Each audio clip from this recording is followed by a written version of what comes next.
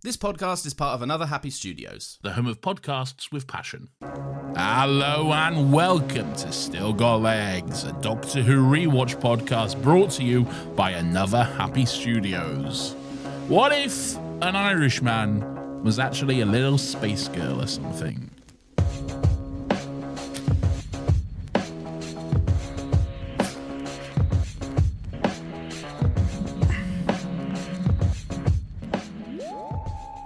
Everyone, welcome to Still Got Legs, the only Doctor Who rewatch podcast in the world. Allegedly. My name is Lawrence. As always, I'm joined by that little man who's shouting out over there called Nathan. I'm a little man and I'm shouting out! Oh my gosh, he's so small, but he has such a big booming shouting presence. We're going through all of Doctor Who. All of it? All the way from 2005 to right now. That's where we're at. Nathan, where are we now? We're at the Timeless Children right now, but that's your bit. You got to say about I'll that get in a to minute. that. Stop stepping over my fucking part. Okay, I'll get to that in a minute. My apologies. Nathan, how are you today? Lawrence, I'm beautiful. Yeah? Just full stop. But you know what? I agree. What a beautiful soul. What a beautiful appearance. Right, okay, let's take it down a notch, okay? Well, you don't. Right. I'm just doing a bit of flirting. I'm calling HR, okay? Come on, stop calling HR on me, man. I'm just paying you a compliment. No, I've had enough of this. I feel like I'm being harassed in my own workplace, okay? You wouldn't say that if I was sexier. You wouldn't say that then. I wouldn't. I'd be all over it. I'd be like, hello, handsome. Let me harass you, I'd say. What have you been up to today, good sir? What have you been doing? What's been You always ask me what I've been doing. What have you been doing? What did I do today? Stop trying to figure out my movements, all right? I did some I feel like you're trying to track me down. I'm not trying to track you down. I know where you live. I have your full address. Say it. No, I won't, because then I'll have to bleep it. So don't make me. And we're also live streaming. Speaking of which, we are live streaming this episode and every single episode we do now. We live stream them Friday evenings live on YouTube to our Patreon members. If you want to join in on the fun, all you got to do is give me £5 Give it to me. Okay, and then you can join the stream. £5 a month gets you access to the streams as well as bonus episodes. And boy, you are gonna want to get those pretty soon, aren't they, Lawrence? Or at the very least, pay for it before you find out what this next one's about and hear about it through other people. Yeah, right? Yeah. And to be honest, you can just pay for £5 for a month.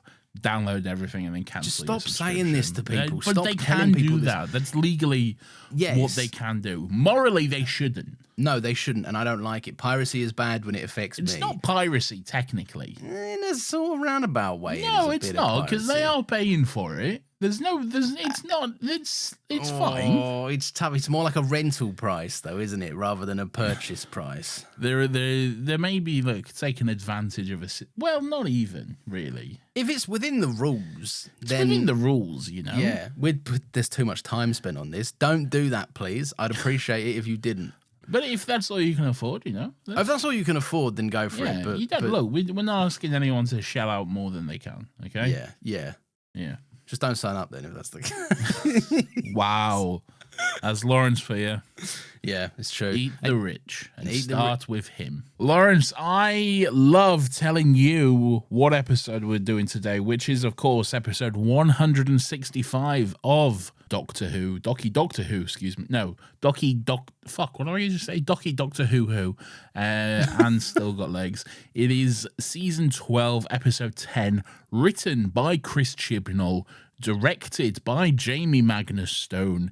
It is The Timeless Children. Whoa. Now, last week, I wonder if you'll reconsider. Last week, I made a cracking joke about it being Jamie's Magnum Stone Puss. I'm aware you also lowered the volume of the weird. Oh, would you just? Everyone needs to get the fuck up. Do you know what? It's going to be infinitely louder this week. Good. Here's your pre-warning. Get ready to turn it down. You will get jump scared by how loud I'm going to make it, just to get my own back on everyone. I'm going to do it. I'm going to do it. Don't. I'll do it. If one more person mentions it, then it's happening. Well, then just get it right, and then no one will mention it. Is that you mentioning it? Yeah. Well, then it's loud. Then it's a loud boy. Don't do that. But I'm going to do it. I'm saying just do it normally. Okay? No, I'm going to do it loud. You'll almost certainly forget by the time you get to the weirdo. No, I won't, because I'm going to write myself a little reminder. Sure. Yeah, we'll see if that happens. When I hear about this, I can't play it louder. In the edit, I'm going to boost it. All right? Yeah, sure. Yeah, we'll see if that happens. All right. Anyway, yeah, what were your general thoughts on this episode? Nathan, I think this episode is, for the most part, pretty good. I like Whoa, this. I think controversial. it is a controversial opinion. Arrest that man. No one arrest me, right? I think this is good. I think it introduces some lore that I think mostly ties up the Ireland storyline pretty nicely. I think it's got some good. The Ireland storyline. Yeah, the Irish boys. The Irish boys. The Ireland storyline. Yeah. What did you think I said? Island. Island. Oh no. Like an island boy. Ireland. Yeah, I think it's got some good Master Doctor moments. I think the companions get some good stuff to do. I think, and for like the timeless child stuff, we'll talk about it. We'll definitely get more into it later on. But I like this a fair bit, and I think it's impossible to see how this was the episode that caused so much controversy. Like, I just don't get it. Lawrence, this is the Timeless Children. This is the big controversial finale to season 12 of Doctor Who, okay? This is the one that I think caused the most upset that Doctor Who has ever had, really. This is probably the biggest talking points from Doctor Who within the last, 20 years, I would say, really. This is the one which has seemingly caused the most upset. And I think that it's fine, okay? Like, I think we'll obviously get into all the timeless child stuff and the ramifications, okay? Honestly, I don't mind it. There's issues I have with it, whatever. I think it's more of an execution issue than anything else, really. Okay, yeah. But we'll get into that. I think overall, it's a good episode. It has some fun introductions and stuff. It has some fun designs and some fun Doctor Who moments. It is a little boring in places. I think it's a lot of backstory talk and a lot of people standing in rooms talking to each other, really. And the episode is extended. It's an hour and like 5 minutes or something. For some reason, and then it seems to end very quickly as well. It's an abrupt ending for sure. It's a very abrupt ending, which this era is kind of it's an issue for this era, definitely. Yeah. But yeah, I think it's fine. I think, honestly, I don't understand why people freak out so much over this. There's been, I do. Yeah. I get it. But, like, it's a big change in Doctor Who and people freak out whenever there's a big change. Whatever. Get over it. I really don't care that much. And there is much, in my opinion, much worse changes that have been done before this and after this.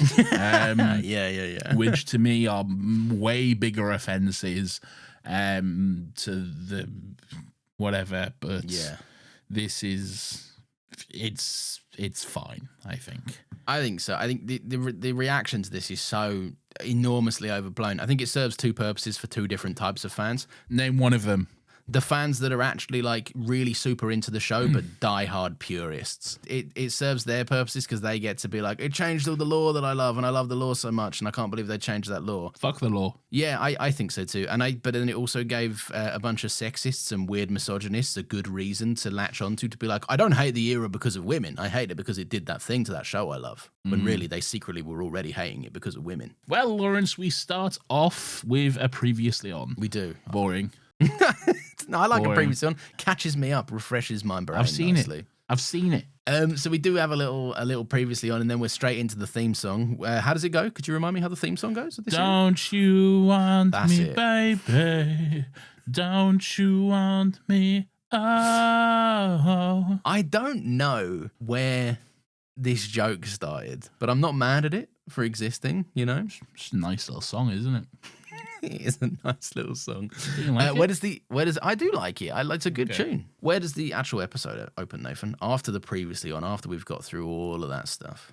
Can I just say, I think it's shit and a cheat to have your cold open be a previously on and nothing else, okay? Yeah. I think it's boring and bland. You can have a previously on, but then you got to give us a little something, you know, something extra, and then go into the cold open. You know, that's my ideal cold open. Anyway, where we open up is where we left off last week. Okay. Yes. The Master is not on Gallifrey, but he just jumped from Gallifrey through the boundary to this planet whose name we don't know. It could be Gravraft or whatever. It could be something else. Okay. We don't know, okay? We do know that it's not Gravraft. We don't know. We could be Gravraft. We don't know that, okay? That's Frankly, fair. there's no way of knowing, okay? That is true. There is no way of being absolutely certain. But the master's here. He's like, I'm a crazy little boy, okay? Yeah. You're going to come with me or I kill all these people. And the doctor's like, no, fuck you, cunt, okay? Yeah. And then he's like, well, what if I kill these people? And then she's like, all right, fine, cunt. Fair enough, yeah. I'll come with you. And then they go to Gallifrey. Yeah. You did immediately do that master thing where you threaten to kill someone, and I guess I will buckle under this pressure. No, it's a fair cop. She's like, yeah, fair cop, mate. You did it. He's not bluffing as well. He will kill one of them. He doesn't care about these people. He'll make them He'll make them into little boys and girls. That's Is there any his girls go-to, there? isn't it? Are there any girls there? No, it's Ethan Ryan and Keir Starmer from. Yeah, she's no General Dodana. Oh yeah, General Dodana. It's General Dodana. General Keir Starmer Dodana. No, don't like it. Don't like it. I don't want anything to do with this. Okay. It's not even that fucking wet lettuce mentioned on my podcast. No, that's all right? true. Yeah, he is a bit of a wet fucking lettuce. absolute mel. I Fuck off, you tool making cunt. Do you? I like this scene. I like Sacha Dhawan in this scene. I think he's very threatening. He's always a threatening boy. What? No, you said Sacha Dhawan, which is fine because that's his name and that makes sense. But in my head, I thought Sacha Baron Cohen, and then I was thinking about Borat for a second. He jumps through Gallifrey. And this is my wife. This is my wife, Doctor. Why is Borat here? That's crazy. I can't believe Borat's here.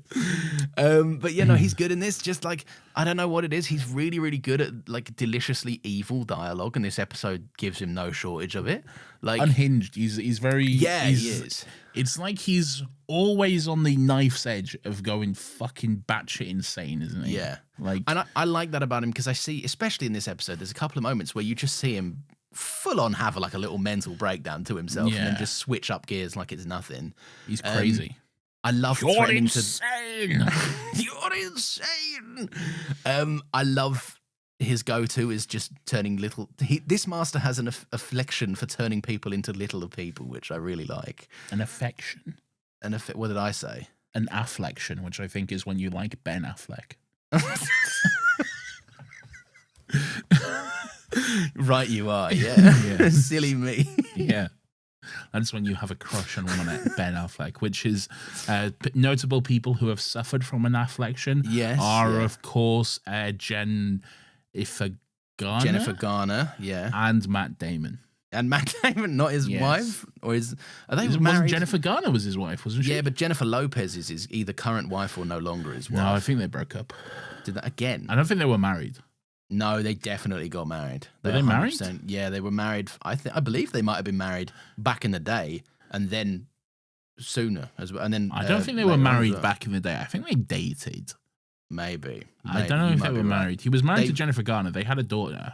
Yeah, Jennifer Garner was definitely married to him. Yeah.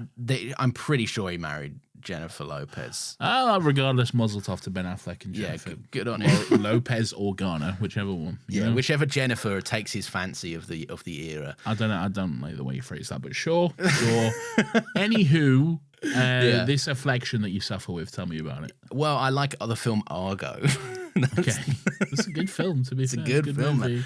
I remember seeing it when I was young. If you want to see like, what's this? Ben Affleck play a Latino man, then yes, boy, have I got the movie for you. There's no better movie to see that happen.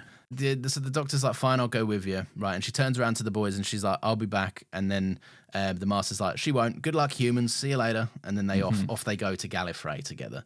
And did you like this? A big ship, a big Cyberman ship, Star Wars is in. He goes, and it's suddenly there. No.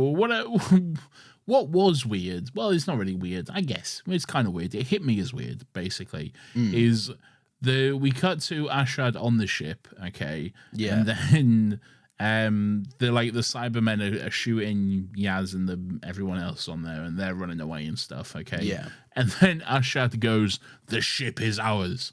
It was your ship. It was always yours. It was never not yours. Does he mean that just he's because like... you had 4 people sneak on board doesn't mean it was ever not yours. There's hundreds of thousands of your boys on this ship. He was always your ship. Weirdo, man. Well, it's good on him for taking it back, though, isn't it? Whatever makes him feel good, I guess. At least he said something that isn't about the glory of the Cyberium or something. So that's at least something we can be happy about. Sure. One of them dies in the shootout, didn't they? One of them gets clocked. Who cares? Yeah, I literally, to be fair, as soon as that happened, I was like, I don't remember that one from last week. Yeah, couldn't. I'm sure she had something good to say, but no impact on the story. Yeah. So good on her. It does make that other guy, who I can't remember his name, but they've all got silly names. One's Ravioli and there's another guy. Pepperami, that's it. Yeah.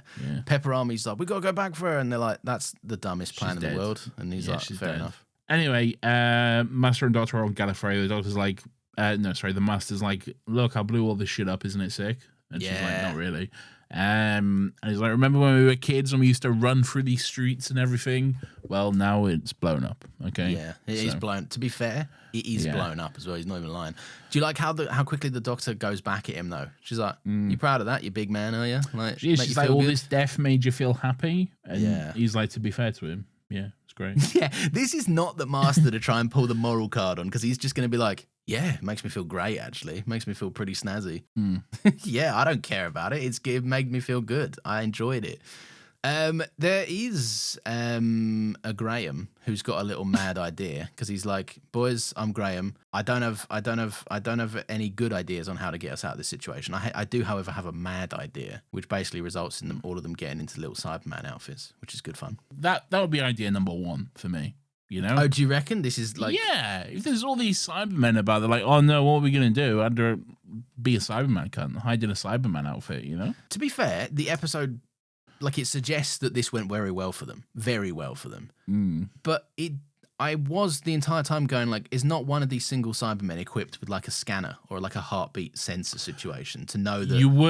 You would think that. I mean, in past episodes, yes. Yes. And in future episodes, probably yes as well. But yes. they're all turned off this week. Okay, so. It's one of them things, like, there's a scene later on, we'll talk about it, where Ashad is, like, literally ripping open the little vents that they're in. Yeah. Going up to them, practically staring them inches from their face, and there's just not, like, has not got enhanced hearing to hear their breathing. Nothing. No, he's broken, isn't he? Oh, well, he is fucked up, to be fair to him. Yeah. He's got no scanner, so that's fine. But then the Cyberium should have known it, shouldn't it? And he would have been like, the Cyberium told me or whatever. Look, maybe whoever was writing the episode forgot about that, okay? Don't even worry about it, cunt. All right? Chrissy Chibs, man. Chrissy Chibs. Yeah. But yeah, so I do like that the Master's keen to take the Doctor on a tour. He's like, I'll show you all around this fucking Gallifrey that I fucked up, and it's good stuff. But yeah, so they all get in their little Cybermen outfits. Ravioli does bring up the interesting fact that she's like, you guys have very nicely skipped over the fact that we've got to scoop out a bunch of dead human remains. Yeah, that we don't see that scene, which frankly is probably a good thing. Yeah, but sounds rank. It does seem quite rough that they just got to scoop out a load of dead guts and shit from a Cyberman body. Yeah. Good on him, though. Yeah. Pretty rank. Probably smells like farts or rot. Yeah. What do you think a dead human smells like? Not pleasant. How do the Cybermen do it? Do they mash them all up? Or... What are you asking me for? I don't know. I'm not Cyberman. I'm thinking because there has to be a reason they keep them in a humanoid casing, right? So they can't be like... It's not just going to be a bunch of goo that they've put in there. Like, they're going to be, like, relatively in shape of a human, surely. Well, you remember that sizzy thing that swirls around? You remember back in the day when anyone was getting converted? Oh, yeah. That was doing some damage. That was sawing people off. Well, that is true. He'd said it was, but then you'd see someone and they'd be screaming for like 5 minutes, but then someone would turn it off and they'd be fucking absolutely fine. Oh, yeah, they'd be... I can't believe they're snipping me all up. Oh, no, it's fine. Luckily, someone stopped the machine. Someone turned it off, so I'm actually fine, boys. No worries. It made no sense. It was actually just cutting off all my clothes, which is something, I guess. Yeah. The sexy cyber lady, she was mostly fine. Because she was completely fine. They can't fuck her up too much because then she wouldn't be sexy. No, she wouldn't be Imagine if instead it was the exact same costume, the sexy cyber lady costume, but instead she was just complete, like shredded, like skinned, grim, you know? I don't like that. Don't want to think about that? No, I don't like any of that. Fucking General Dodana's like, everyone, I've got a load of guns. And Ryan's like, Yeah, because remember he's like, look at all these guns. They're not much, but they'll get the job done, and they do. Oh yeah, I fucking hated this. Oh, did you? No, I'm not hated, but it's not even this bit, to be honest. It's the bit a little bit later when the Cybermen come down and then they start shooting at him. And then this General Dodonna cunt, he gives such an exposition line, like, haha, they walked through the perimeter of the Balatron 5000, which disintegrate them. Textbook. yeah, I remember. Fucking, awful, man. Awful. Sometimes you got to explain what happened, though. You know, No, sometimes it was horrible. I hated it. Sometimes it's not enough to show someone explicitly what is happening. You then need someone to then summarize the thing you just watched for 5 seconds, and then say textbook and laugh. Yeah, like it was. I did always like so it. This guy obvious. needs to go back to his Game of Thrones tree or whatever, and be He's like, good. He's not in the tree, man. He's I'm not in the a tree. tree. No, he's not in the tree, Nathan. Bran, look into my You don't even know eyes. who Bran is. He's a soldier, man. I'm a He's little dead. bird, Bran.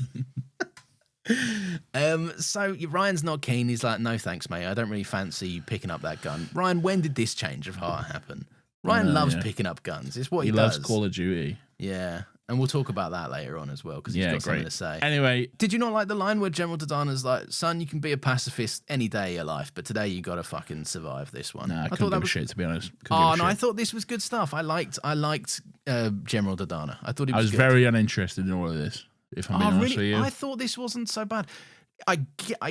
I absolutely understand it's not the most interesting thing. And like, we going on got in bigger this fish to episode. fry. Let's get to the fucking. All right, let's get me speed back to through Gallifrey. all right? of this then and get to the Gallifrey bits. Yeah. So what is going on Gallifrey? So the Master and the Doctor, they go to the Citadel. Yes. They walk through, and it's a big room. The Master's like, hey, here's all my plans. I'm gonna do a knock through here. I'll put a jacuzzi here. Yeah. I'll put my helicopter pad over here and all this shit. You know that video of Ainsley Harriott where he's like, What? I don't know this video. You don't know this video? Where I think he's like introducing a competition or something, and it's like, I'll put my Lamborghini over here and the mansion over here and all that shit. You don't know this video? I'm so unaware It's of good this. stuff, man. It's good stuff. Ainsley Harriott, a national treasure if there ever was one. And He has that thing where he goes, give your meat a good old rub. And then he goes, yeah, boy. whoa. He does, that's what he This says. is a family show. Oh, sorry. I shouldn't be quoting Ainsley Harriott. That's what he says, Exactly. though. He does say, give your meat a good old rub. Come on, man. Yeah. Do you remember it was that weird era where they were like, let's get loads of like celebrities to be like, boys, you should check your balls for testicle cancer. Oh, yeah, that was weird, wasn't it? Yeah, they had someone from S Club being like, time to touch your bollocks. Rachel from S Club. Yeah. Boys, Rachel Stevens. get was it? touching I don't your know. scrotum. Touch you know? your. This is a little bit sexy. So Yeah. touch your balls. Yeah. It's just, I can't imagine anything being a mood killer more than being like, whoa, I'm being told to touch my balls by a sexy S Club lady. Oh, fuck, that's a lump. Touch your balls to find out if you have cancer. Yeah. Oh, thanks. I'm never been more turned on listening to some infomercial. To be real though, give them a check, boys. You know, have a Yeah. feel. Give them a check. Have a you know? feel, boys. Come on, man. Don't be Give 'em a check. shy. Have a little look down there. Got your doctor get your prostate checked. You know. Yeah. Right. So yeah, on Gallifrey, you're right. He's doing this whole thing. He's doing like he's like, that's where I'll put this where I'll put that. The Ainsley Harriott thing, like you said. A torture room, he says. Torture room in the cellar, naturally. Naturally, that's where you keep it. To be fair, what do you know? This master's getting up to some business. What do you reckon? Ooh, I'm a bit of a sexy master. Stop situation. this. Move on. All right. He does get a little notification though. I don't know what he got a notification on. What's he carrying? I don't know. A phone. Like, he has like a little phone situation. It's like a tech phone. They've thing. always got a little thing, haven't they? They They'll get do his have a messages thing. through. He has a or whatever. device thing. Yeah. Sometimes the doctor gets a notification on the screwdriver, so like fucking who cares? Yeah, man? but that's the screwdriver's at least consistent. But the master is just carrying something purely in case he gets a notification. Like I don't think it serves any other purpose in the whole episode. Isn't it his little thing? His little Oh, it might shrinky miniaturize gun people. thing? Yeah, maybe. Yeah, maybe. Who's No to say? idea. Who's to Who's to say? say? Yeah. But he gets on a little hologram phone call, doesn't he, with Big Ashad. I do like how immediately Ashad answers the phone to him and he's like, fucking hell, you've seen better days. You're all fucked up, mate. Sorry. What does he say? I don't mean to conversion shame you or something, he said. Don't mean to conversion shame you, he says. Which feels a little... It's old man joke, isn't it? It feels... It's a little... Oh, I'm going to poke fun of the woke stuff, you know? It's a little bit that, isn't it? Really? It's a little bit... It's one of them, like... Didn't mean to trigger you. Sorry. Look, I don't want to shame anyone. Okay, you know. It is a little. Can't bit, say anything these days. You know, it's can't say anything cooler, isn't it? It's old man does a bad little joke. Yeah. Good on you, Chips. Maybe not. You know, maybe not the best. Doesn't come across as ill-intentioned, but.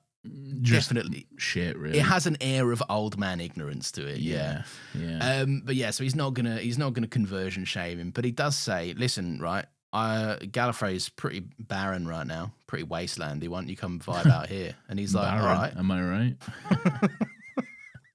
No, not yet.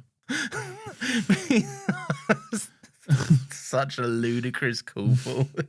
But yeah, he's like, come and get a load of this, right? You're a Cyberman. You've got the Cyberium. The Cyberium's telling you all about statistics and strategy and all of this. There's no real reason that you'd want to come and land over here, but you should do it anyway. And he's like, fair enough, I will then. Which, to be fair, good for him. Yeah, sure, why not? So he's like, hey, Cyber boys, come through to Gallifrey. It's sick. We can all party. We can be friends and shit. Yeah. Come join me. Oh, he says he'll roll out the red carpet, and it's red because of all the Time Lords that he killed. Do you get it? Doctor? Yeah, it's red. It's red because I killed them all. Do you get it? Do you understand, Doctor? Yeah. It's red. Yeah. Because I killed them all, Doctor. Do you understand? Do you get that reference? Do you think? Do you know something I like about this master, and I can't tell if it's just because he's written by an older man, right? Sure. But he's also a little bit cringe and pathetic. He's very cringe and pathetic. I feel like the Master's always a bit cringe and pathetic, though. The Master is always cringe, but I feel like this one's like edgy cringe. Like this one is an edgelord. This one is 100%. This one tweets like fucking like, just edgelord shit. He asks general, Grok for clarification. Yeah, I think he definitely has an active Reddit profile. Oh, 100%. And he's definitely at Grok. Is this real? At Grok, is this real?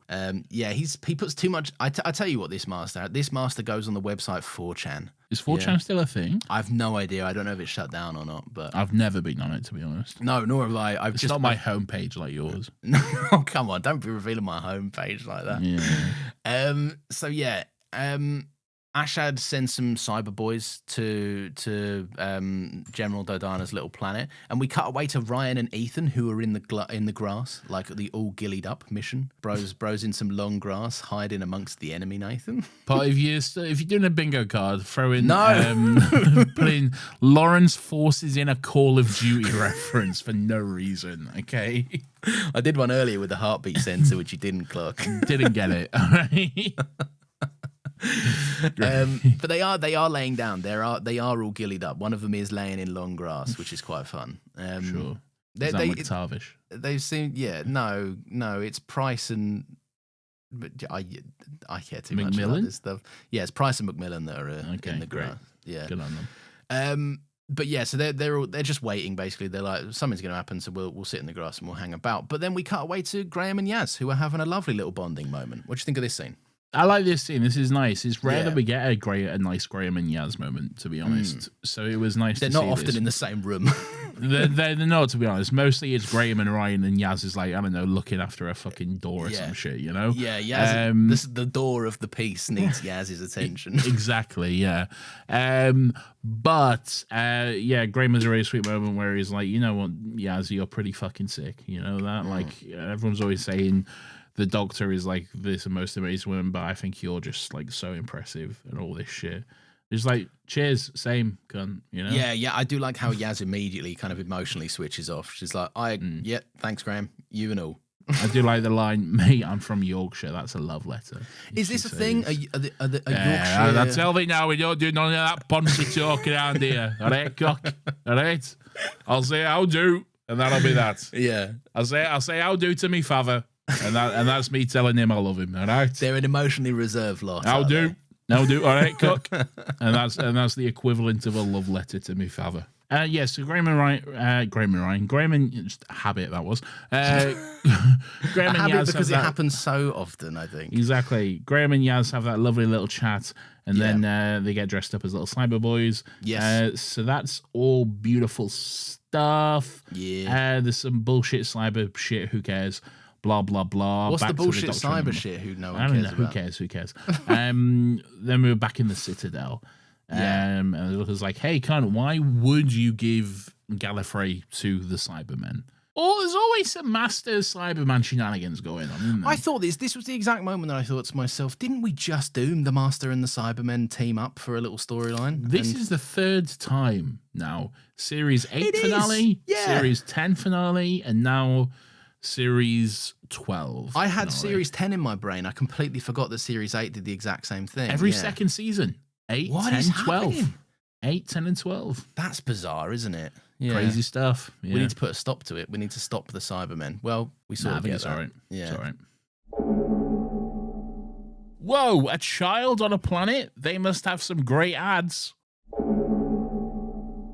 Something about a panopticon? What happened? Do you remember this place, Doctor? The Panopticon? Chamber of the Matrix, the repository of all Time Lords' knowledge, a databank of every Time Lord's consciousness, living and dead, every experience and every memory, the lived history of our race. I destroyed a lot of things, but not this trove of secrets. Yeah, he wants to keep all the good secrets for himself, to be fair. Seems like a pretty important thing to have. Yeah, I'd keep that. If I was going to kill everything, I would probably leave that. It's good to keep all the knowledge, I think. Although not all of it, because there's some redacted bits, Nathan. Is this the second mention of the Matrix? The first was obviously in the first mention of the Matrix was in 1999's The Matrix. Oh, was that starring Keanu Reeves? Fuck's sake. Okay. Yeah. I thought you were going to hit me with some like deep canon Doctor Who stories or books or some shit there, because I was like, what came out in the 90s? It was The Matrix.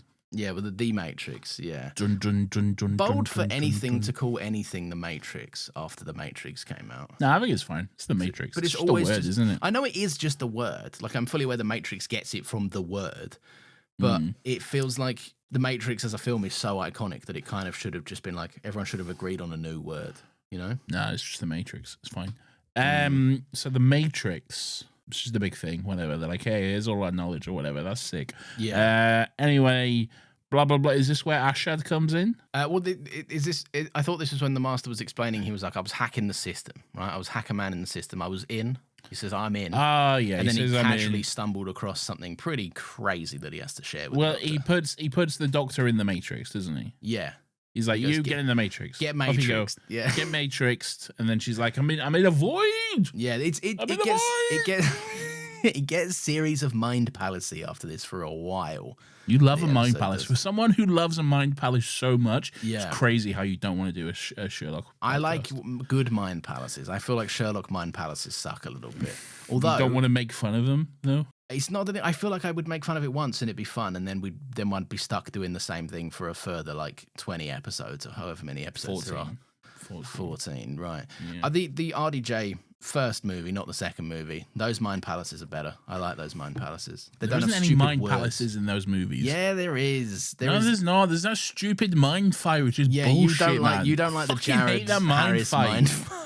It's nothing. It's like, what if we had a fight, but not really? There's the skills of a boxer. There's the Cambridge boxing champion. The thing that gets me about my good man. But you see, I can also do this, my good man. Do you know what? I would have paid to have been a fly on the wall watching you see the moment in the second RDJ Sherlock movie where Jared Harris goes, Sherlock has just had a big mind palace moment, and then it cuts to Jared Harris, who has not said anything, and Sherlock also hasn't said anything, and he just gives a wry smile, and the voiceover goes, so, he's like, you think you're the only one with mind palace skills or whatever, and it's just to see your face experience that for the first time would have been so fun.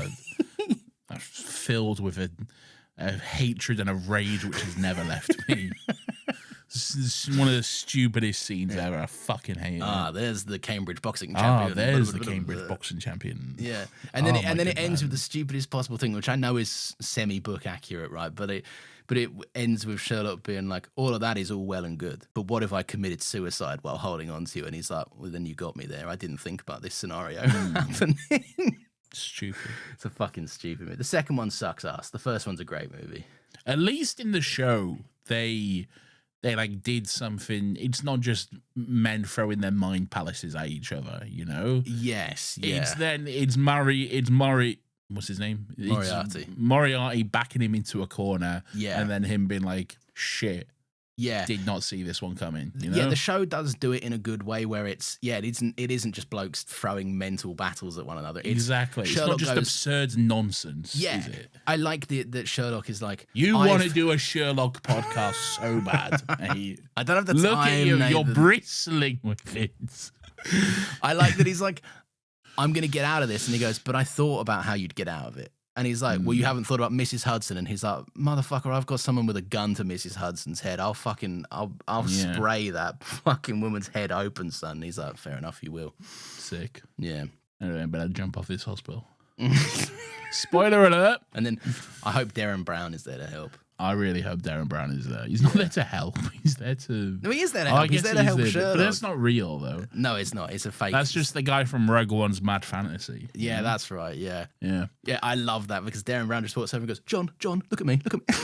It's John, so Darren Brown. You're under. Okay? John, whoa. Darren Brown. Or the one where Sherlock and Moriarty almost do a kiss. They do a kiss, yeah. The one that was written by Tumblr or whatever. Yeah, the one that was written by Tumblr, and then it cuts to that guy hard cut being like, what? That's nonsense or whatever. They can't do a kiss. They can't do a kiss. They pussied out in the show though. They should have had like a full on kiss. They should have made them kiss. Yeah, they just lean in, then it cuts away. They got to almost kiss, and then yeah. Just have a kiss, mate. Can't do that. That's gay. I don't know why I'm saying they can't do that. Andrew Scott is gay. Like Andrew Scott would have had a problem with it. Yeah. Yeah. Righty ho, what's happening next? The master's like, force field, stay still. And he like force field zaps her or whatever. I've done this. She's in the Matrix with her. Yeah, I know, but I thought there's a nice moment that we skipped over a little bit, right? Where this is Master and Doctor stuff. This is good to discuss, right? I'm not locking in on boring Cybermen shit. Blah blah blah. Yeah, no, this is what I wanted to talk about, right? If the Doctor does say like, listen, right, all of this, whatever, don't send all the cyber boys down to my mates, right? Like, if you care about us in any capacity, right? If you care about any of our history, if you got any respect for me, don't do them any harm. And at first, I thought this might have been a nice moment to address the growth that Missy had. At first, I thought it was a bit of a missed opportunity to not bring up Missy here when the Doctor's like, I've seen that there's good in you, kind of thing. Yeah. But then when the Master denied it and he was like, oh, you seem to be appealing to my better nature, turns out I don't have one. Like, I thought it's just kind of nicely puts those why didn't they bring Missy up criticisms to bed, because this incarnation of the Master is saying like, I do have a respect for you, I do have a shared history with you, it's just that in this version of my personality blames you for everything that ever went wrong to me. Like, I don't know, I thought that was a nice moment of difference where at first I was like, oh, they should have brought Missy up, and then I was like, no, they don't need to. This is a different Master and a different Doctor, and it works, I think. Yeah, I don't think they need to bring Missy up, really. No, I think you just stop getting stuck in the past. We had Missy's arc, and it was good. This is a different Master. Yeah. I'm not watching John Sim being like, but why aren't they mentioning Roger Delgado? You know, yeah, exactly that. Like, right? Yeah. Just also the Missy criticism, like the not mentioning Missy criticisms, kind of baffle me because like Missy's defining arc happened in an episode where another version of the Master was there and refused to change. Like that's the point. Some versions of the Master just go no, and they're just stuck in their ways. Anyway, I thought that was pretty interesting. He said, I'll never stand with a Doctor, and then yelled at her, and then killed her or whatever. And then killed her. Anywho, great. Yeah, sure. I'd like, yeah, okay, cool. Anyway, the Doctor's in the Matrix. The Doctor is in the Matrix, yeah. And the TARDIS is on fire. That's very good, very good. Thank you. Anyway, so the Doctor's in there, and then here we go, boys. Right, strap the fuck in, lock in, all right, because this is where it begins. It's not where it finishes because it's like over like different. It's cut and interjected and stuff. This is the hard lore bit, I think. This is where we lock it. Should I just read it? Yeah, if you want to. Yeah. Okay, it sounds like you don't want me to. Well, it might just be a bit boring if you're just reading the script, because other people have watched this, I'm assuming. Right, give us the brief summary of what's said on the screen and we'll talk about it. Okay, just hang on. Hey, Grok, summarize it. Okay. Don't hit a Grok joke when I've got a mouthful of water. Well, that's your fault for drinking out of a single-use plastic water bottle. Oh, that's true. You did get me. Wouldn't be me. Couldn't be me. Yeah, that is so fair. That is so fair. Yeah. Anyway, so yeah, Master basically saying once upon several times before the Time Lords, which is quite key, before blah blah blah, there was an explorer named Tecteun. She was from a little regarded planet known as Gallifrey. Okay, yeah. Now you might be like, oh fuck, I know Gallifrey. Yeah. It's that one from Doctor Who. You're right, cunt. Well done. Yeah. Tecteun was the first of Gallifrey's indigenous race, which we get a name drop as the Shobogans. Yeah. Okay. I was hoping you might want to do a fun joke where I called them the Toboggans.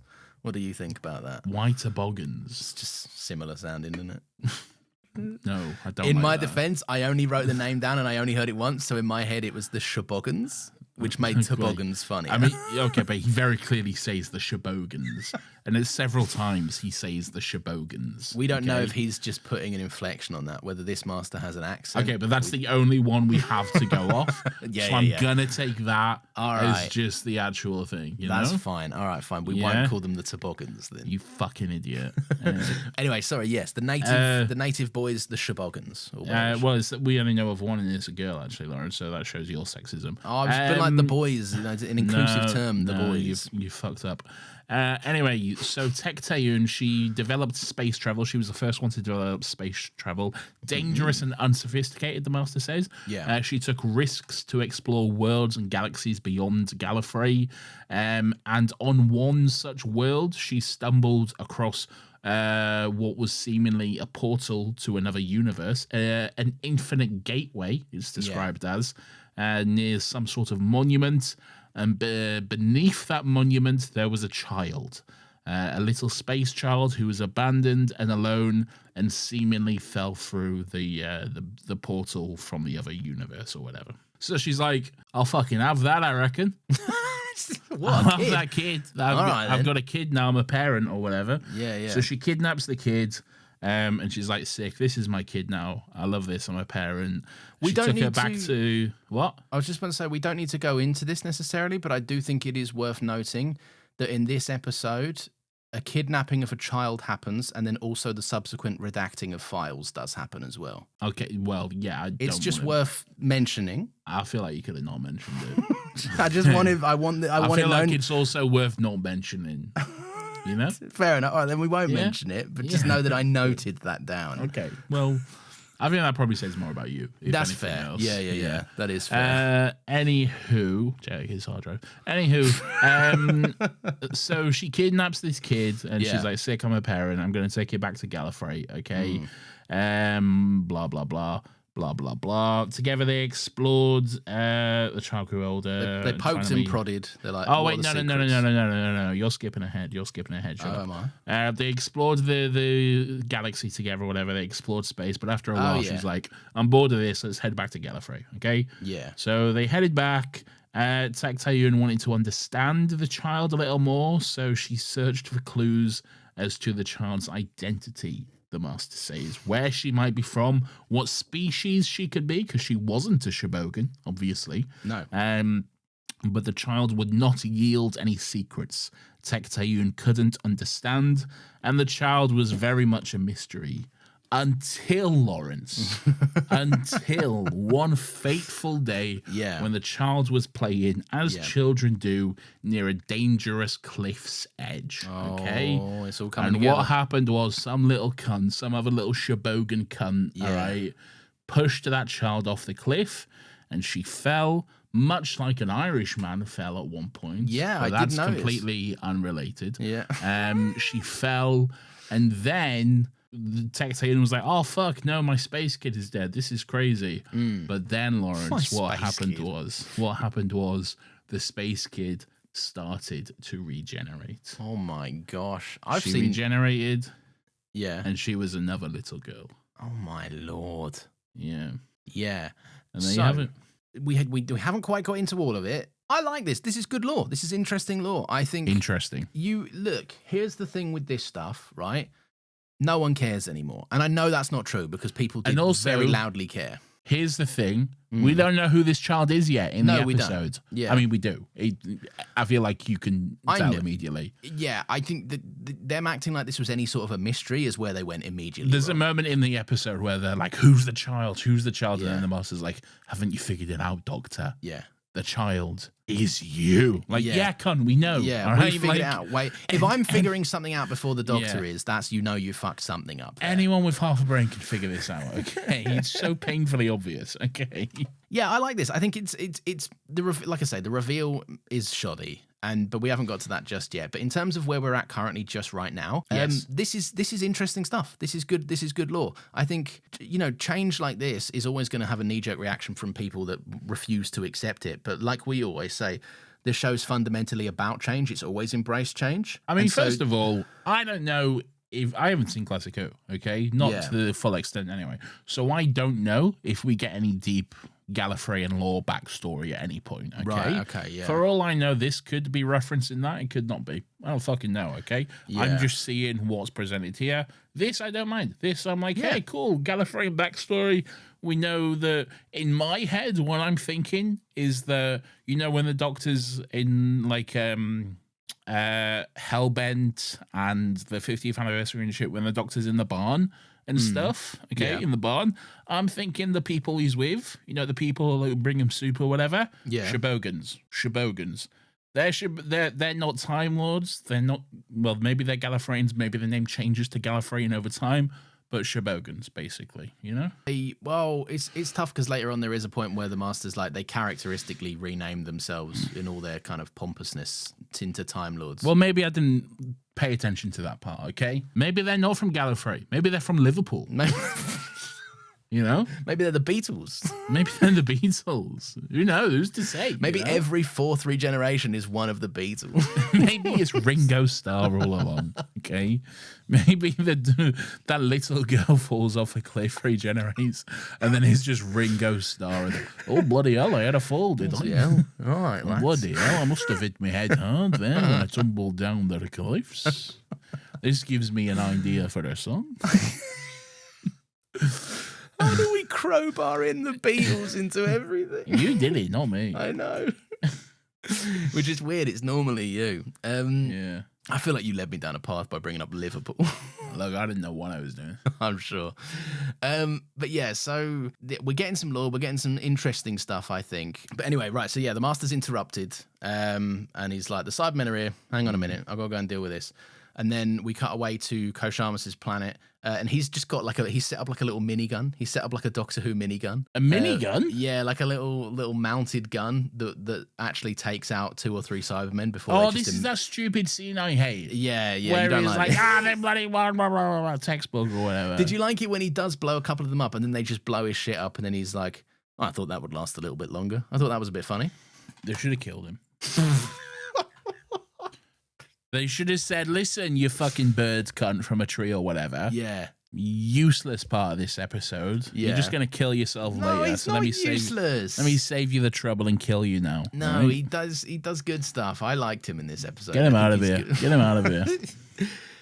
Ryan has to throw a bomb at some Cybermen's feet. I feel like he throws it over a fucking whole cliff or some shit. He's like Kobe, swish. He does whatever. Kobe swish it, right? But did you not feel like there was an enormous fucking chasm in the length that he threw that fucking bomb? I didn't really pay that much attention. I don't know if it was the editing that was weird, but the way he threw it and then it cuts away to the Cybermen like in the distance. Yeah. I was like, was it quite far? It was fucking enormous. Maybe he's gifted, man. Maybe bro's just gifted. He threw that bike. Maybe.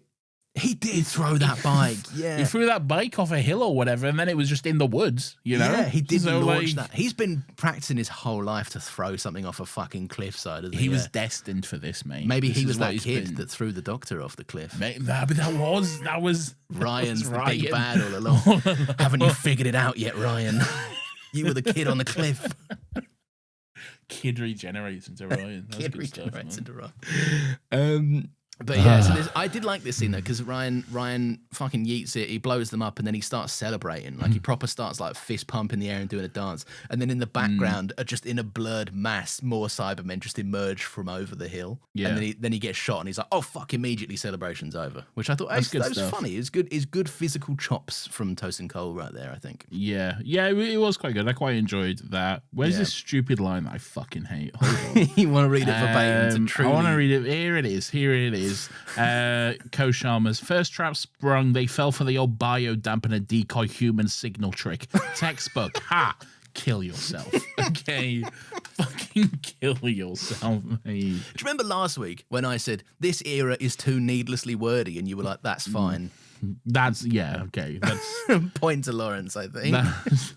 Fair enough. Okay, I'll give you that one. This era is itching to call something by 3 names instead of 1 or some shit. It's gonna be like the old biodampener decoy human signal trick. Oh my god. What does that even mean, brother? Oh my god. Fuck off. We're always doing that trick though. It's a classic. It's true. I'm doing it all the time. Yeah, the classic. Was it the biodampener? I've forgotten all the words. Anyway. Biodampener decoy human signal trick. Oh, silly me. Raxacorico fallapatorius, man. Come on. That's just one word. So technically you can't call that wordy. Anyway, the Ashad's in Gallifrey. No, he's like, "Hello, I'm here." And the master's like, how he comes down, does he? Yeah, he's like, "Hello, everyone. It's me, Ashad." Yeah, and the master's like, "Come in, let's be friends." Yeah. Here's Gallifrey, it's yours or whatever. Yeah, so then the master's like, "Listen, fella, I want to help you, right? I know that we've always genocided your folks in the past, and frankly, that doesn't stand, right? I'm here to correct that. I'm here to right those wrongs." And Ashad is being uncharacteristically chill about all of this. He's like, "I'll hear what the fella has to say," you know? Which is interesting. And then he explains this exchange I thought is really funny. Not intentionally really funny, but just how immediately disinterested the master gets when he's like, "Oh, so your big plan is to be fully autonomous, fully robots." And he's like, and the Ashad is like, "Yeah, it's a good plan." And the master's like, "It's not, mate. It sucks." Yeah, this was good. I quite liked this. Yeah. Sasha Dewan is very good at, I guess, robot racism. Okay? Yeah, any old fucking idiot can turn into a robot, mate. Yeah, it's like anyone can fucking turn themselves into a robot. You throw a stick and you hit a robot, which I often do. Yeah. By the way. Okay. It's great. Yeah. He goes, like, what does he say? He's like, he's good, but he's not great. And he goes like, and he says like, "Oh, I'm gonna become a robot. I'm gonna do a big," because Ashad's getting all into it. He's like, "I'm gonna execute the final ascension. I'm going to be a robot man or whatever." No, he says they're gonna get rid of all organic life. That's it. Yeah. And he's the like, master's like, "You're a fucking idiot." Yeah. No, he's like, "That's good. Can we let's kick this around a bit? We don't have to have met the final landing place for this idea, I don't think." I just love watching his face go from like, "Oh, I'm a little bit disappointed in all of this." And I tell you what, I love his performance in this, because for a hulking unit that actually looks physically quite scary in Ashad, like we spoke last week about, and the week before, about how the costume is pretty good. Big scary boy physically towers over Sasha Dewan, who's not a tall man. Little Sasha Dewan. Little beautiful boy. Yeah, famous small boy Sasha Dewan. And he was in Iron Fist. Would you stop bringing up the fact that he was in Iron Fist? He was in Iron Fist, Lawrence. I know he was in Iron Fist. But I do really, really think it's a testament to Sasha Dewan's performance that he is able to still feel like the one I'd be scared of in that room. Like, the way he's so erratic and chaotic, and he's so jittery and manic. Ashad's pretty, like, Ashad even picks him up at one point. He, like, grabs him by the throat and is like, "Listen, you prick, stop saying robots are bad. I'm a robot." Or I love robots, actually. Yeah. All right, I robots can't wait are beautiful. to be a robot. I'll have you know. Well, he already is a robot.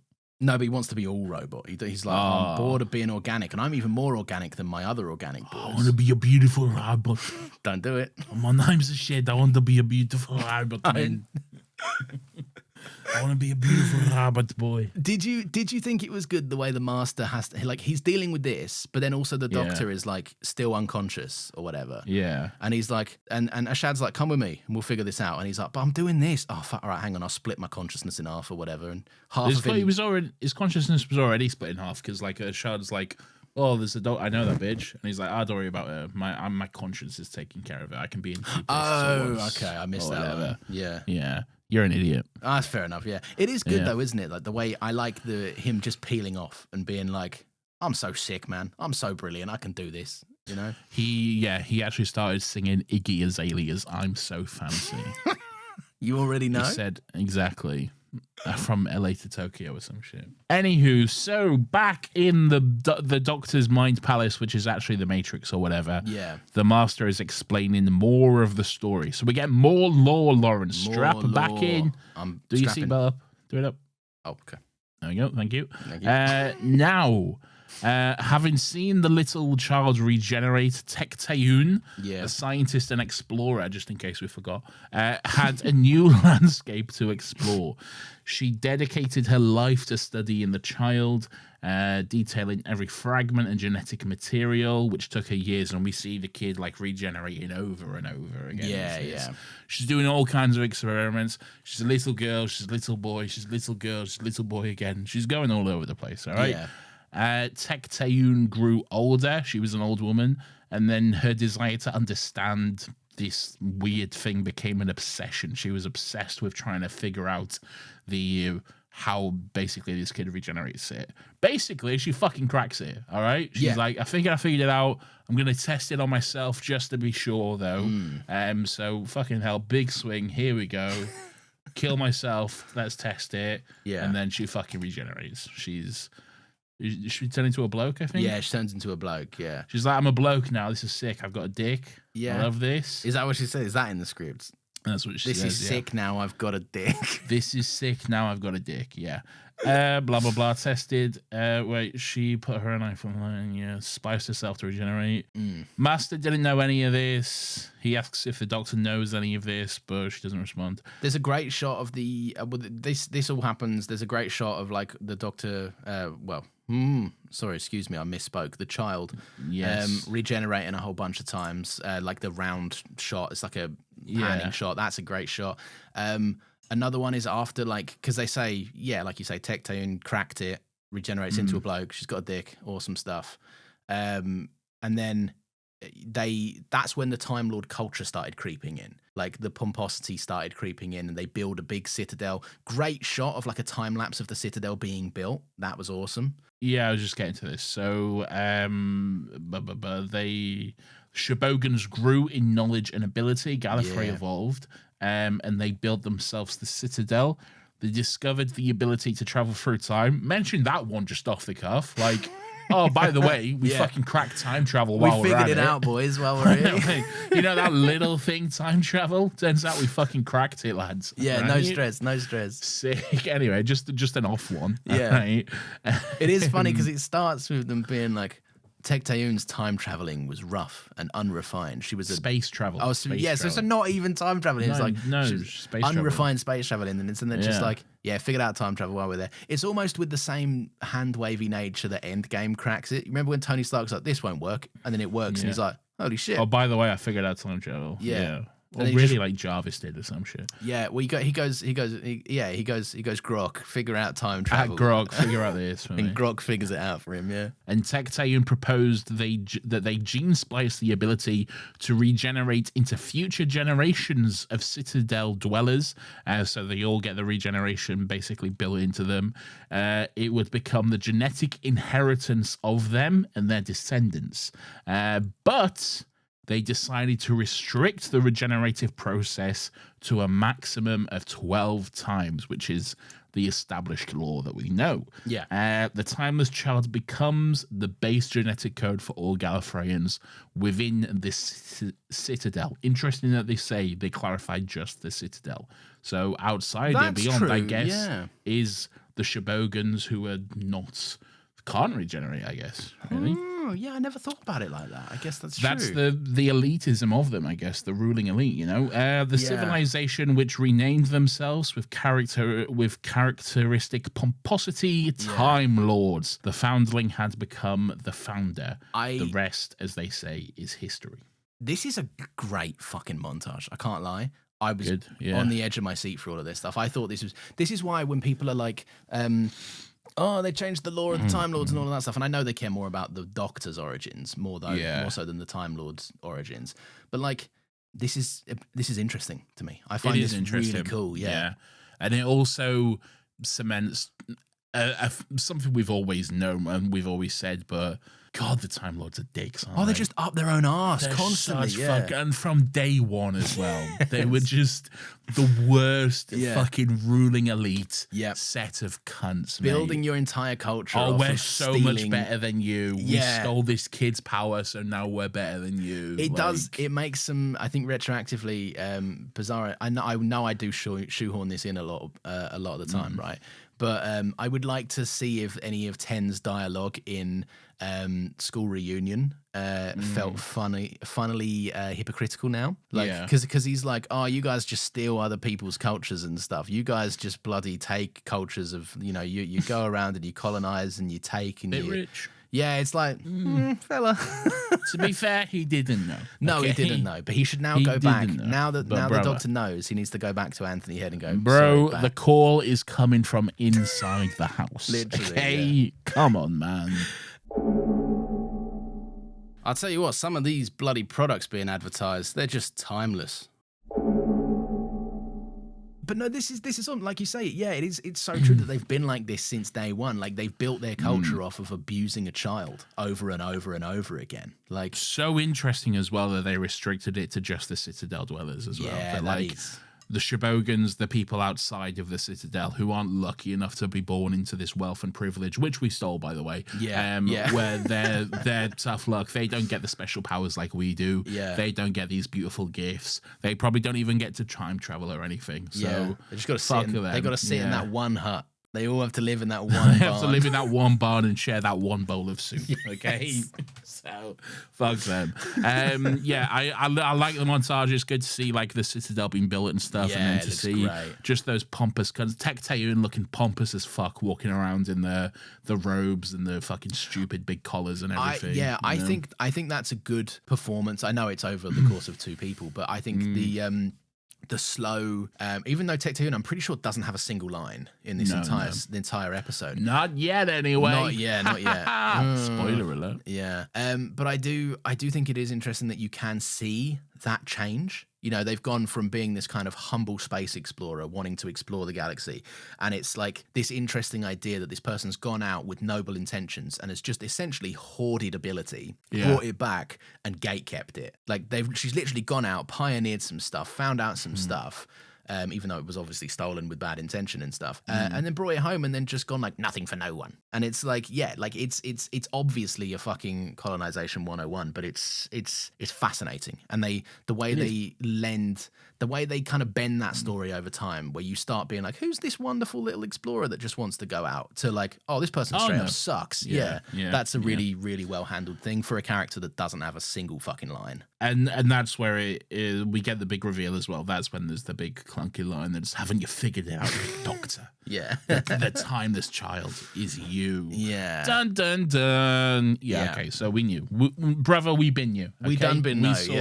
We saw this coming. It's okay, sure. Yeah. But this is the Doctor. This is the big thing. Turns out the Doctor's had many lives before the ones that we know. Okay. Interestingly enough, I haven't seen the story or anything, but I do know that this is something which was explored in Classic Who as well. Oh, okay. There's a thing that's even shown in this episode. Yeah, it's Morbin time Doctors or something. There's some of their faces are shown or something. Yeah, Morbius Doctors or some shit. Some shit, Brain of Morbius maybe, or some shit like that. Yeah, something like that. I don't know. But we'll get to it. We'll see. So yes, but okay. I don't mind this. I really don't. I think it's interesting. I think it's a big swing, and it puts the Who in Doctor Who. You know, it adds a mystery to it. It does add more mystery to the character. I have a little nitpicky thing, which I really should get over, and I realize this is petty. Sure. But it just retroactively, it makes Eleven's regeneration fucking pointless, really. Well, not the regeneration pointless, but it makes the drama and the tension around it pointless, really. Because he was like, oh, this is my last life. But it turns out it wasn't. It was, because he doesn't have the exactly. The limit, he gets granted the new set of regenerations by the fucking Time Lords, but turns out that was just fucking pixie dust because bro could just do it. Okay, yeah, it's so true. Obviously he didn't know that, but it does kind of just make the whole thing just feel pointless in retrospect. I think with that kind of stuff, I totally get how that shit can like bother people, but unfortunately, if we have the attitude of like, you know, the show changes and evolves, like it applies to the shit that we like as well, you know, like that's the hard truth of it. Like it is true, because it rewrites. I'm sure it rewrites a bunch of classic stuff that we don't know enough to care about yet, but the stuff that we do care about, the stuff that was formative for us when we were, you know, younger and watching these episodes, like that's the I'll have you know I'm 22 years old. Okay, I was born in 2015. Okay, wow, you're so cool and rad. I'm so young and hip, mate. I think that this is. I know. Right. Here's something I need to get ahead of. Right, because get ready for Lawrence's controversial take. Everyone. No, not at all. Not at all. Lawrence hates women. No, it's not this at all. It's not even a take. This is. You called me earlier. You know what time I was watching this episode? It was about 3:30-ish. Right. Irrelevant. I look in the chat. The first thing I see is someone with the exact same opinion as me. Right. Brutal. In the thoughts, and I'll read it out later. Right. I think that the Doctor being the timeless child is fine. I don't care about it all that much. It doesn't bother me. I do think narratively it could have been more interesting for it to be the Master, for the Master to be the timeless child, for that to be the reveal, to have the Master be this crucial, critical person to the evolution of this species that has always rejected him and held him at arm's length. It could give the Master some credence to the God complex that he's always held over people. But you wouldn't know. What do you mean? He would, if he follows the same trajectory, he wouldn't know until this point. Yeah, no, so this is what I'm saying. And this could break his fucking brain. This could snap him open like a fucking coconut when he's like, this entire time I've been right. Like, none of this shit exists without me. It could really send him into God complex overload. And I don't know. It's just an idea, but I do think that the Doctor being the one fallout from this, and I've seen a million people say this, and I don't necessarily care enough to get on a horse and defend it, but the Doctor being a regular member of society that just went, no, I'm going to do things differently, that's more narratively interesting than making her this big, like, almost deity figure. You know, like, I feel like... Well, this makes it kind of both, really. It does, because it doesn't take anything away. But... Yeah, as far as the Doctor is aware, she was just a regular person from society. She didn't know what happened before. She didn't know her past lives. So as far as she was aware, she was just an old grumpy man who ran away with his granddaughter. Yeah. You know? And that's why I'm still a little bit, like, baffled that people are still talking about this as if it ruined the show when it was like 6 years ago. And also in the exact same episode, Joe Martin stops by a little bit later to go, doesn't matter, doesn't change who you are. And like that point is expressed so clearly that like it shouldn't change how you see yourself because you are always just you. It would be interesting if it was the Master. I like you see, thing is, I like what they do in the sense of this being a reason why the Master hates the Doctor so much, okay? Yeah. I like what they do with the sense of there's a little bit of the Doctor inside the Master and inside all Time Lords, and that drives him fucking insane, okay? Yeah. He can't handle that. His greatest enemy, the one person who he's constantly trying to best, who is constantly trying to impress, who is constantly trying to beat and do all this stuff, he finds out that they are are the fucking genetic baseline of his entire race drives him up the fucking wall, okay? Yeah. Like that one person you literally can't beat who's besting you at every step of the way, and then you realize they're also fucking God. Like, yeah, that's so fucked up. I will say as well with the Master, it's not lost on me that it is very funny and very master coded and very pathetic that when he finds out the Doctor is essentially, like you say, the genetic baseline for his species, he spends the exact same episode's runtime going, well, I'm going to make a really powerful species that's even more powerful than you. I'm going to be the god of my own race. Actually, and it's so nerdy, man. You're like, he's such a dork and a loser.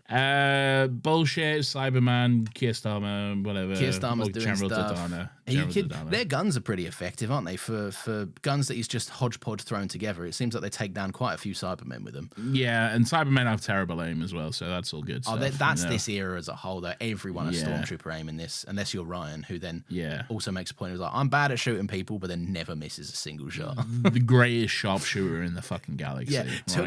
Ryan Sinclair, with his dyspraxia, managed to disable and murder about 20 sniper bots in the first season he was in. He's basically Bullseye, man. Like, he is. Yeah, bro can hit anything.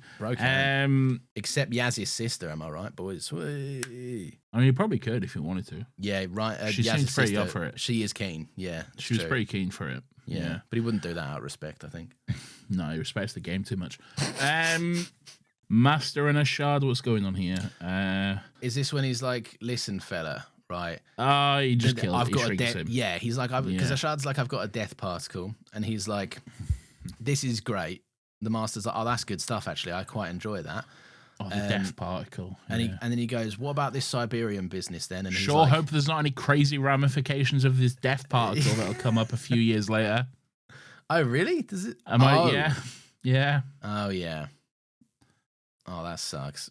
Sure hope it doesn't introduce one of the worst changes in Doctor Who, in my opinion. Yeah, I will get to that, Nathan, I guess. I should stop that. I'm doing exactly what I yell at you for. Yeah, it's true. I should stop doing that. It is bad, though. But yeah, there's this whole conversation gets a little bit back and forthy and a bit confusing for no reason. But the bones of it is essentially Ashad's like, I've got this Siberian thing inside me, mate. It's good stuff, actually. It's always really nice and cool, and it tells me what to do. And the Master's like, let's have a look. And he goes, nah. And he goes, go on. And he goes, nah, it's inside me. It's not going to leave me until someone kills me, which was objectively the stupidest thing you could say in front of the Master who wants to see something. Immediately turns around and kills you. Just like, straight away. I get that Ashard is a bit of a fucking idiot. All right. Yeah. Siberium didn't tell you not to do that, did it? Come on, man. Like, what do you think was going to happen? All right. The Siberium's inside him going, shut the fuck up, you moron. Shut up. Brother, no, don't do that. No. But yeah, he immediately turns around. I tell you what, this is a phenomenal little Master moment, because did you pay attention to the little mini mental breakdown he has here as well? It's when what do you mean? Because he says mini mental breakdown. Because he zaps him, and then he goes, "Oh, I thought that would activate the death particle." And then he sits there and he laughs in his own, like he's just talking to himself, not for anyone's benefit. He's cracking up, and he goes, "I thought that would have activated the death particle." And to be honest, bit of a gamble. And then he kind of sits there and just goes like, "I'd have been fine with it." So he's literally he sat there being like, oh, "I could fucking kill myself. I could really go for killing myself right now." And then he just gets up and he's like, "Right, back to it then." Like, it's so bizarre. Like, it's a bizarre performance, but it's so Bro good. Wants to be the Joker so bad. Yeah. You know? Yeah. It's just, I don't know. It's, that's what I liked about it. He goes from, within 30 seconds, not even, he goes from suicidal, right, to literally standing up and going, oh, I'm gutted. I missed the good one-liner opportunity. I should have turned around to him and said, I don't know, get small bitch or whatever he says. Sure. I don't know if that wasn't the one-liner, but you know what I mean. Anyway, he monologues then for like fucking 2 minutes or some shit. Yeah, he does. Just talking about death particles and matrixes and fucking nonsense, basically. Yeah. And then the bones of it is I want to build big Cybermen Time Lords. Basically, just waffling to himself. And then the fucking Siberium enters him. And then he's like, whoa, buy me dinner first, you cyber slut. Yeah. Do you know, this is the exact moment that I thought without like the visual effects here, Sometimes being an actor, I'd imagine, is really awkward because there's just a camera close up in his face and he is just going, screaming away and violently shaking all over the gaff. And I'm like, when someone rolls cut for that, do you go, well, that was a good one. What'd you guys? Time for lunch. Was that anything? Was that good? Yeah, like I can't. Did I just look like a fucking idiot for 2 minutes? It's like when you see like behind the scenes of like these massive budget films that have like got a bunch of CGI in them and stuff, and it's just like who's that guy that like plays a dog? There's loads of behind the scenes footage. It's in that movie where Harrison. Oh, the Harrison Ford movie. Yeah, Harrison Ford has a dog, and the BTS or is just a Sean guy. Gunn. Is it? No, it's not Sean Gunn, but I'm saying or just Sean Gunn. Just any behind the scenes. Look of Sean at any Gunn. MCU movie behind the scenes, and you'll just see Sean Gunn in a tight little lycra suit. Okay, he's with on his like hands Rocket's and knees. head on his head, as he's just walking around, like a little gremlin. It's funny. I don't know. There are some times where you see these scenes and you're just like, that must have been really weird to film and must have looked really stupid without any visual effects over it. But I guess the millions of dollars helps. I could definitely swallow the. I feel like I could get over it once you just wiping your tears away with $100 bills. Yeah. Anyway, what's happening next? What is happening next is we're back in the Matrix. Blah blah blah. The Doctor and the Master are having a little chat. There's no time to be sleeping. Is it hurting, Doctor? The Master says. He really hopes it's hurting. Blah blah blah. This is basically where he's like, I fucking hate you actually because you're inside me, you little cunt. Yeah. This is basically that scene, which is quite good. Yeah. I wish it wasn't true, but it is. When I find the most infuriating, you always behaved like you were different, like you were special, and you can see why I'm angry. A little piece is you is in me. All I am is somehow because of you, and believe me when I say I cannot bear that. Yeah, pretty cool. It's a good little cool moment. In the same kind of breath, he's also like, he's so pissed off that they he's disgusted that they turned this. The Time Lords wanted a creation myth, and they turned the story into a big fable. And he's like, oh, they wanted it so that they could control everyone, so that they could rule everyone. And as he says, so they could rule over everyone, he rolls his eyes like it's not his entire plan every time he shows up anywhere. Which, again, I thought it was fun, but kind of pot calling the kettle black a little bit. Oh, definitely so. Yeah. We skip forward a little bit. We don't skip forward. But the Doctor's like, hey, I want to see more of this backstory. Show me more, cunt. And then we see what is the Doctor. Well, some previous version of the Doctor. Who knows what moniker they went by. With Tech Tayun sat next to them as they're being sort of interviewed by some sort of person talking about the Division, which is what was mentioned, the sort of organization that Joe Martin, Doctor, worked for, basically. Oh, yeah. I didn't even connect that, though. But yeah. Yeah, that's what that is. Those Division was hunting her, basically. Like, the Jadoon were working on behalf of Division, basically. Fucking hell, falling on hard times when you need the Jadoon to help you out. Well, yeah, it's true. Which, and then, as it turns out, was also Gallifrey. But this is where we see the island bit. So that interview is also the interview that Brendan was having with the police captain, and been like, oh, bloody hell, you want to be a cop, do you? And then the Doctor's like, wait, I've seen this island. What's happening here? Yeah. So this basically what's happened here was that Tech Tayun masked up the story in the Matrix to be seen as unremarkable from the outside, which is why there's visual parallels, which is like why the interview is like the same setup, why they're like erasing the memories at the end. There's nice little parallel shots of Brendan falling off and then also the kid falling off. Yes. That all of this looks really good to me. We spoke at length last week about we liked the Irish little storyline going on. I want to know what your thoughts on this. What are your thoughts on this? Because you really loved the Brendan shit and you wanted it to have a good sort of wrap up and conclusion. I like the concept and the idea. I think it's really interesting how it's just because we all knew that it felt fucked and it felt weird, and like Brendan falling off the cliff and then just getting up and walking off felt so out of place. We had no explanation for it, and it was confusing. It was confusing. and I liked that aspect of it. And I think you get enough of an explanation here to make it not unsatisfying. What I wanted from it a little bit was to like revisit that scene, revisit those moments.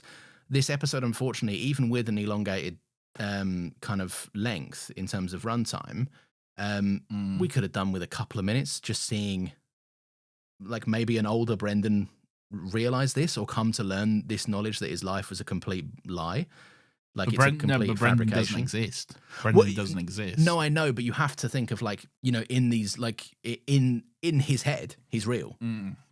I feel like you're kind of wanting it to be something that it isn't. Okay, because yeah. When I say it's not real, that's not technically true. It's not that Brendan's not real. It's that Brendan is the Doctor. It's not that Brendan's not real. It's not that the Irish thing isn't real. It's just it is real. It's what happened to the Doctor. It's just the look of it has been changed.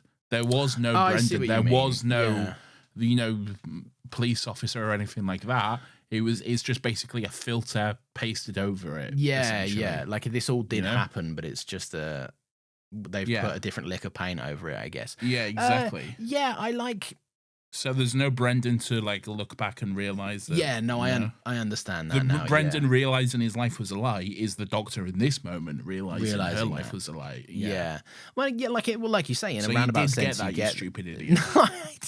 I got it. Like I know that it was always just he's not a real entity, but hearing your interpretation of it, it does. It feels more grounded in the fact that there is no Brendan to have a feeling. Which is maybe I'm interested a bit less in. I don't think any of this is unsatisfying. I definitely think it's interesting, and I like how it has gone full circle to serve the narrative. You know, it works with the story. It is. I think it's a little bit of a disservice, really, because it's so intriguing in last week's episode. It's such a. It's almost set up for failure, really, because it's so intriguing and almost nothing can really pay it off, really. So you can see it and be a bit like, oh, yeah, I guess that makes sense, you know, which is fine, but like, I didn't have that reaction to it though. I don't find it. There's no part of me that was disappointed with what I got. If anything, my biggest criticism, kind of like I just said, was just I would have liked to have seen it explored more, but that doesn't mean I'm not satisfied with what we did see. But you don't feel like that? You feel like we could have just taken that further step, or? I don't know, to be honest. I feel like it is. It's not necessarily as exciting as the stuff we had in the previous week. It's not as exciting as like the island stuff. Well, now the hook is the timeless child reveal, as opposed to last week. The hook was, what are these Irish folks up to? This week the hook is the timeless child. Oh, this is how they fit in, kind of thing. Yeah. It just like I'm like. Yeah, that makes sense, I guess, really. And like, I do like the idea and sort of the horror aspect of it when, you know, we see that scene again of them being like, sorry, Brendan, we have to get rid of everything, I'm afraid. Thank you for your service, which is, of course, the Division wiping the Doctor's memory, forcing them back into being a child. Like, the horror aspect of that is like the body horror implications of like, terrifying, really. And then seeing the Doctor a little later when she's speaking to Jeremiah, to the fugitive Doctor, again trying to like deal with the horrors of that. Like, did they turn me back into a child? Like that's so fucked up in many ways. And like, I don't know, have we mentioned it on the podcast? I'm sure we've spoken about it at some point, how like, Time Lords, like, once they mature, they don't just regenerate back into children. That would be fucking weird, you know? They regenerate into fully mature adults, you know? And then they not stay like, being adults. Yeah, exactly. They're not like, oh, I'm 12 years old again, you know? What a crazy thing. That would be fucking weird. But yeah, it's just the implications and crazy and fallout from that. It's incredibly fucked up, but it is. Interesting. I feel like the issue with the timeless child thing is it's a lot more interesting in its implications and potentials than in like what is actually explored. Like, because there are some really interesting stuff that could be explored. We haven't yet. You know, maybe we never will. I don't know. I think that's the trouble, like, isn't it? That unfortunately, there was such a fucking vocal reaction to it. Do you know what was really fucking weird? It was like when RTD2 era started, and then the Doctor like referenced the Timeless Child thing. Like 14th Doctor mentioned this. He spoke something about it. Yeah, there was some point. I don't really know when, but yeah, mentioned something about it. And then people were like, "Oh, they kept it as canon." Why wouldn't they? Yeah, what were you expecting? Yeah, they were just like, "Oh, that was a fever dream. Don't worry about it." Like, what a boring thing to do. Yeah, you know. Yeah, shut up, man. I think that was still part of that because that was in the specials before the series aired, the 2 series that RTD did. So that was before when reality set in. Yeah, I think people were still very, very keen on like this was when the narrative that the King of Doctor Who had returned. Yeah, that was when RTD is going to come back and fix it all, guys. Yeah, because.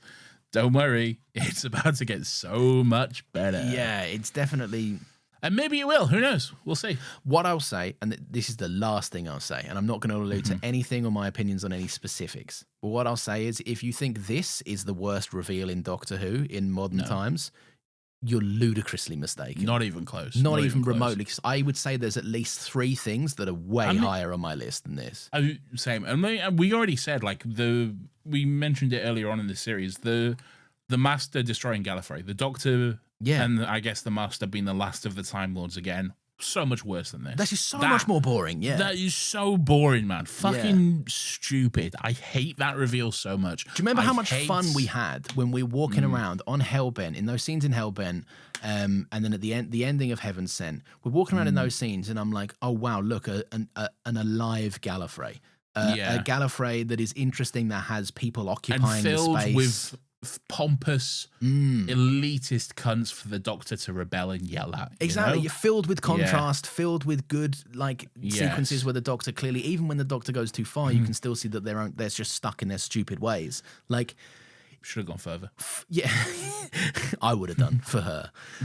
But like just that contrast, you can't do any of that. We're like just by invoking the whole Last of the Time Lords bullshit again. It's just like, we have surely milked this narrative dry. We've done it. Yeah. And we've done it so recently and solved it. We did it. Yeah. We solved it, and now we've done it again. Yeah. You know? Is it still fucked up? Is it still is Gallifrey still fucked? It's still fucked up, but we did see another one, but it's still fucked up. We saw another Gallifrey? What do you mean? No, another Time Lord. Oh yeah, we did, yeah. That's all the really interesting stuff out of the way, really, isn't it? Yeah. Everything from here is redacted, blacked out, all but erased. Blah blah blah. This is all the island stuff. Yeah. Is this Big Chibi kind of pulling a J.J. Abrams and seeing if any other writers want to tap this in a little bit? I don't think so, because I don't think at this point he was like, "I'm out, Chief." You know? Oh, do you not? Okay. No. Does Flux deal with any of this? I can't remember. It's some of it, yeah. Okay. So the Doctor's like, how much was lost of her past, that is, because it's been locked away. And the Master's like, impossible to tell. It took up a lot of space in the Matrix. But there is one final trace. And then he explains that he was the one who transmitted the images of Ireland into her head, which I guess was happening last week, but you didn't really get that image. You didn't really get the sense that the Doctor was seeing visions of Ireland. You just, it felt like something entirely separate. Yeah, you know? It wasn't. Because at no point did we see the Doctor being like, oh, what's this island stuff? Yeah, and this era has no shortage of giving the Doctor visions.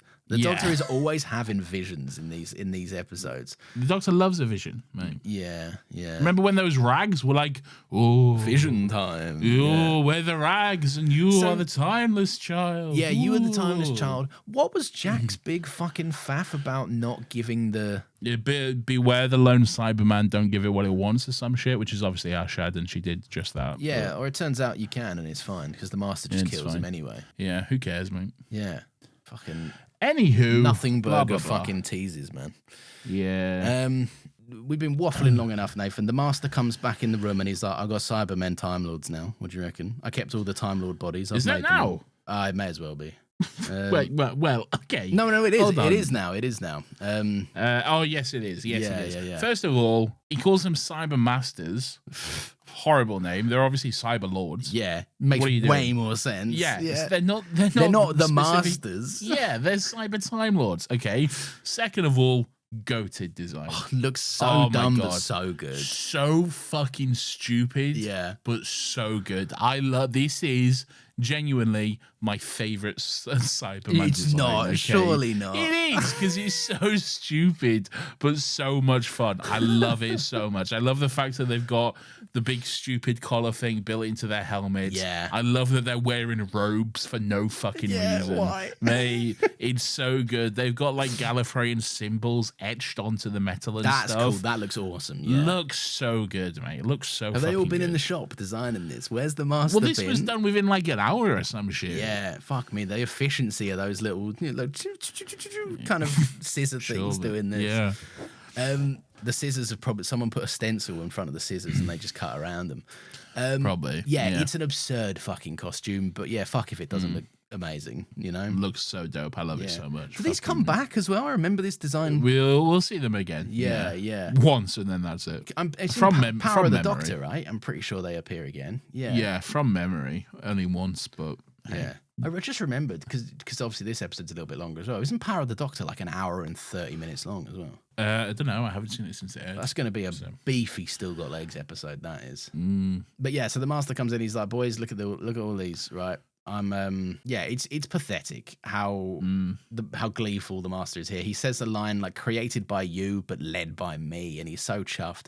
And he wants to test out the regeneration theory, so he goes, "Oh, shoot your mate," and he shoots his mate, and then the cyber regeneration looks great. Like it just bursts out of like the eye holes and shit. It looks so gross. Seeing the energy, the regeneration energy, like burst out of the cyber eye holes is quite cool. Yeah, and like just the exposed bits of the armor and stuff.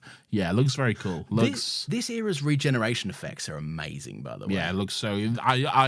I've said this. Well, I don't know if I've said this on the podcast. You've said this to me. I know exactly what you're going to say. I've definitely said it to you. But I think Jodie Whittaker's regeneration is the most beautiful of them all. It looks gorgeous. Yeah, it's so good. It's easily the best one.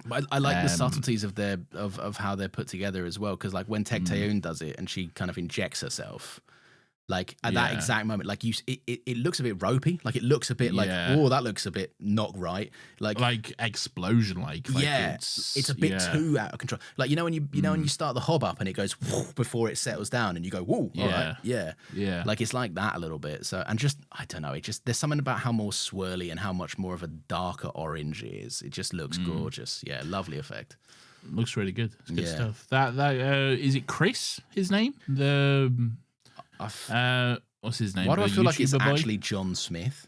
John Smith was his YouTube name. Oh, was it? Okay. Yeah, that was his YouTube channel. But I think his name is Chris something. Bold to call your YouTube channel name like the most blandest. Ideally, name. the most bland, like the blandest, most designed. common name ever. Yeah.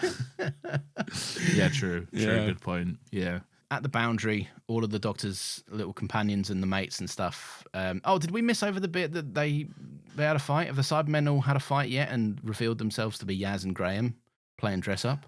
Oh, yeah, maybe. Who cares? I think we skipped over that bit, but... Yeah. Anyway, they're all there. They're all at the Boundary, and Yaz is like, "We're gonna go find the Doctor, and we're gonna save her." Oh, I like this bit. They're like, "Fucking hell, we got to cross this boundary." Well, which one of us is stupid enough to go across there? And then it just cuts to Yaz, just no bullshit, just straight away going through. Like, great stuff. I'm fucking going together. That's good stuff. I like that bit. It's when people are like, the Yaz pining after the Doctor came out of nowhere. I'm like, did it? Yeah. Did it? I feel like she's constantly putting herself on the line for the Doctor. I like it. It's good. And then in the next part, once they're through on Gallifrey, Yaz is very much like, "No, we're going to find her. We're going to find her. We're going to rescue her. Yeah. She's done it for us plenty of times, so we got to go do it for her, you know?" Yeah. And off we pop. And fair enough. She's not wrong. She is not wrong. Pepper Army's piping up, though. He's like, "Shut up, you cunt." Yeah, he's like, "Well, I'm He not doesn't say that. No, he's like, "Everyone's been heroic, and I just want to be not doing this." And then everyone's like, "Shut up, do it." And he's like, "All right." Great, good on him. Good on him. So in the Matrix, the Doctor is still there, and the fugitive Doctor's back. The return of Joe Martin. Yeah, not really. No, it's a quick old scene, isn't it? Yeah, well, yeah, but more so in that like it's not actually the fugitive Doctor. It's it's like an apparition or some memory. Shit. Yeah. It's the Doctor's talking to herself in her mind, basically. She's mind palaced. She's physically mind palaced. Yeah, and she's talking to herself in her mind palace, which is good. But yeah, you mentioned this earlier. The Doctor's like, did they turn me into a child? Are you from my past? Blah, blah, blah. And then fugitive doctor's like, look, I don't have these answers, but really, what does it matter? Would that even help you if you did have these answers? Okay. She's making the point that it's not important. Like how you perceive yourself is important, but the actual facts of your life are unimportant when it comes to your feeling of sense of self-worth. Yeah. Have you ever been limited by who you were before? Fugitive doctor. What a great line. And then, very good line. And then 13 is like, oh, yeah, okay, see, that does sound like me. Yeah, very good. That's very a great little sequence between them. Fugitive doctor says something like, hey, this place has blown your mind. Why don't you return the favor? And then she fucks off. She disappears like smoke in the air or whatever. Yeah. And then the doctor's... I like this moment of the doctor talking to herself. She just has like a little bit of a... Wait, what did you say? What was that? What the fuck are you talking about? Yeah. Wait, I'm still talking to myself. That's a good sign. I like talking to myself. Shut up, doctor. I've got to focus on this now. Yeah. Like, Jodie Whittaker's really good at whenever the doctor has to have a bit of a moment where she's just talking to herself or filling the air with dialogue. She's very good at bringing that to life, I think. It's good stuff. Anyway, love this moment. She then is like, hey, well, fucking have a blast of this, Matrix. Yeah. And she gets out of this mind palace by having a big old think. She gets out of the mind palace by having a big think. Firstly, I'm going to preface this by saying this is fun and I like this moment, right? I just said I love this, so shut the fuck up. No, but I do find it very, very funny that the solution to this is the Doctor effectively going, watch Doctor Who, and it blasts the Doctor Who theme song at the Matrix. And it's the solution to all life's problems is to watch Doctor Who. Where's the lie? Yeah, exactly. So you just watch Doctor Who and it's sick. All right. I genuinely love this moment. I think it's great. Yeah. I love the music that bursts in. There's the Doctor Who theme just fucking plays. Yeah. As she's having a big think. I'm gonna say it. I like Sagan more than fucking Murray. Okay, I saw you putting this opinion out the other day in the mod chat or one of the little private Still Got Legs chats that we've got going on. Yeah, I don't dislike any of his work. I've always said that this era's music is quite a refreshing pace. I just think Murray Gold has had longer and he's had more time to put out work. And that's true, but he's also had more time. I was going to say he's had more time to put out bad work as well.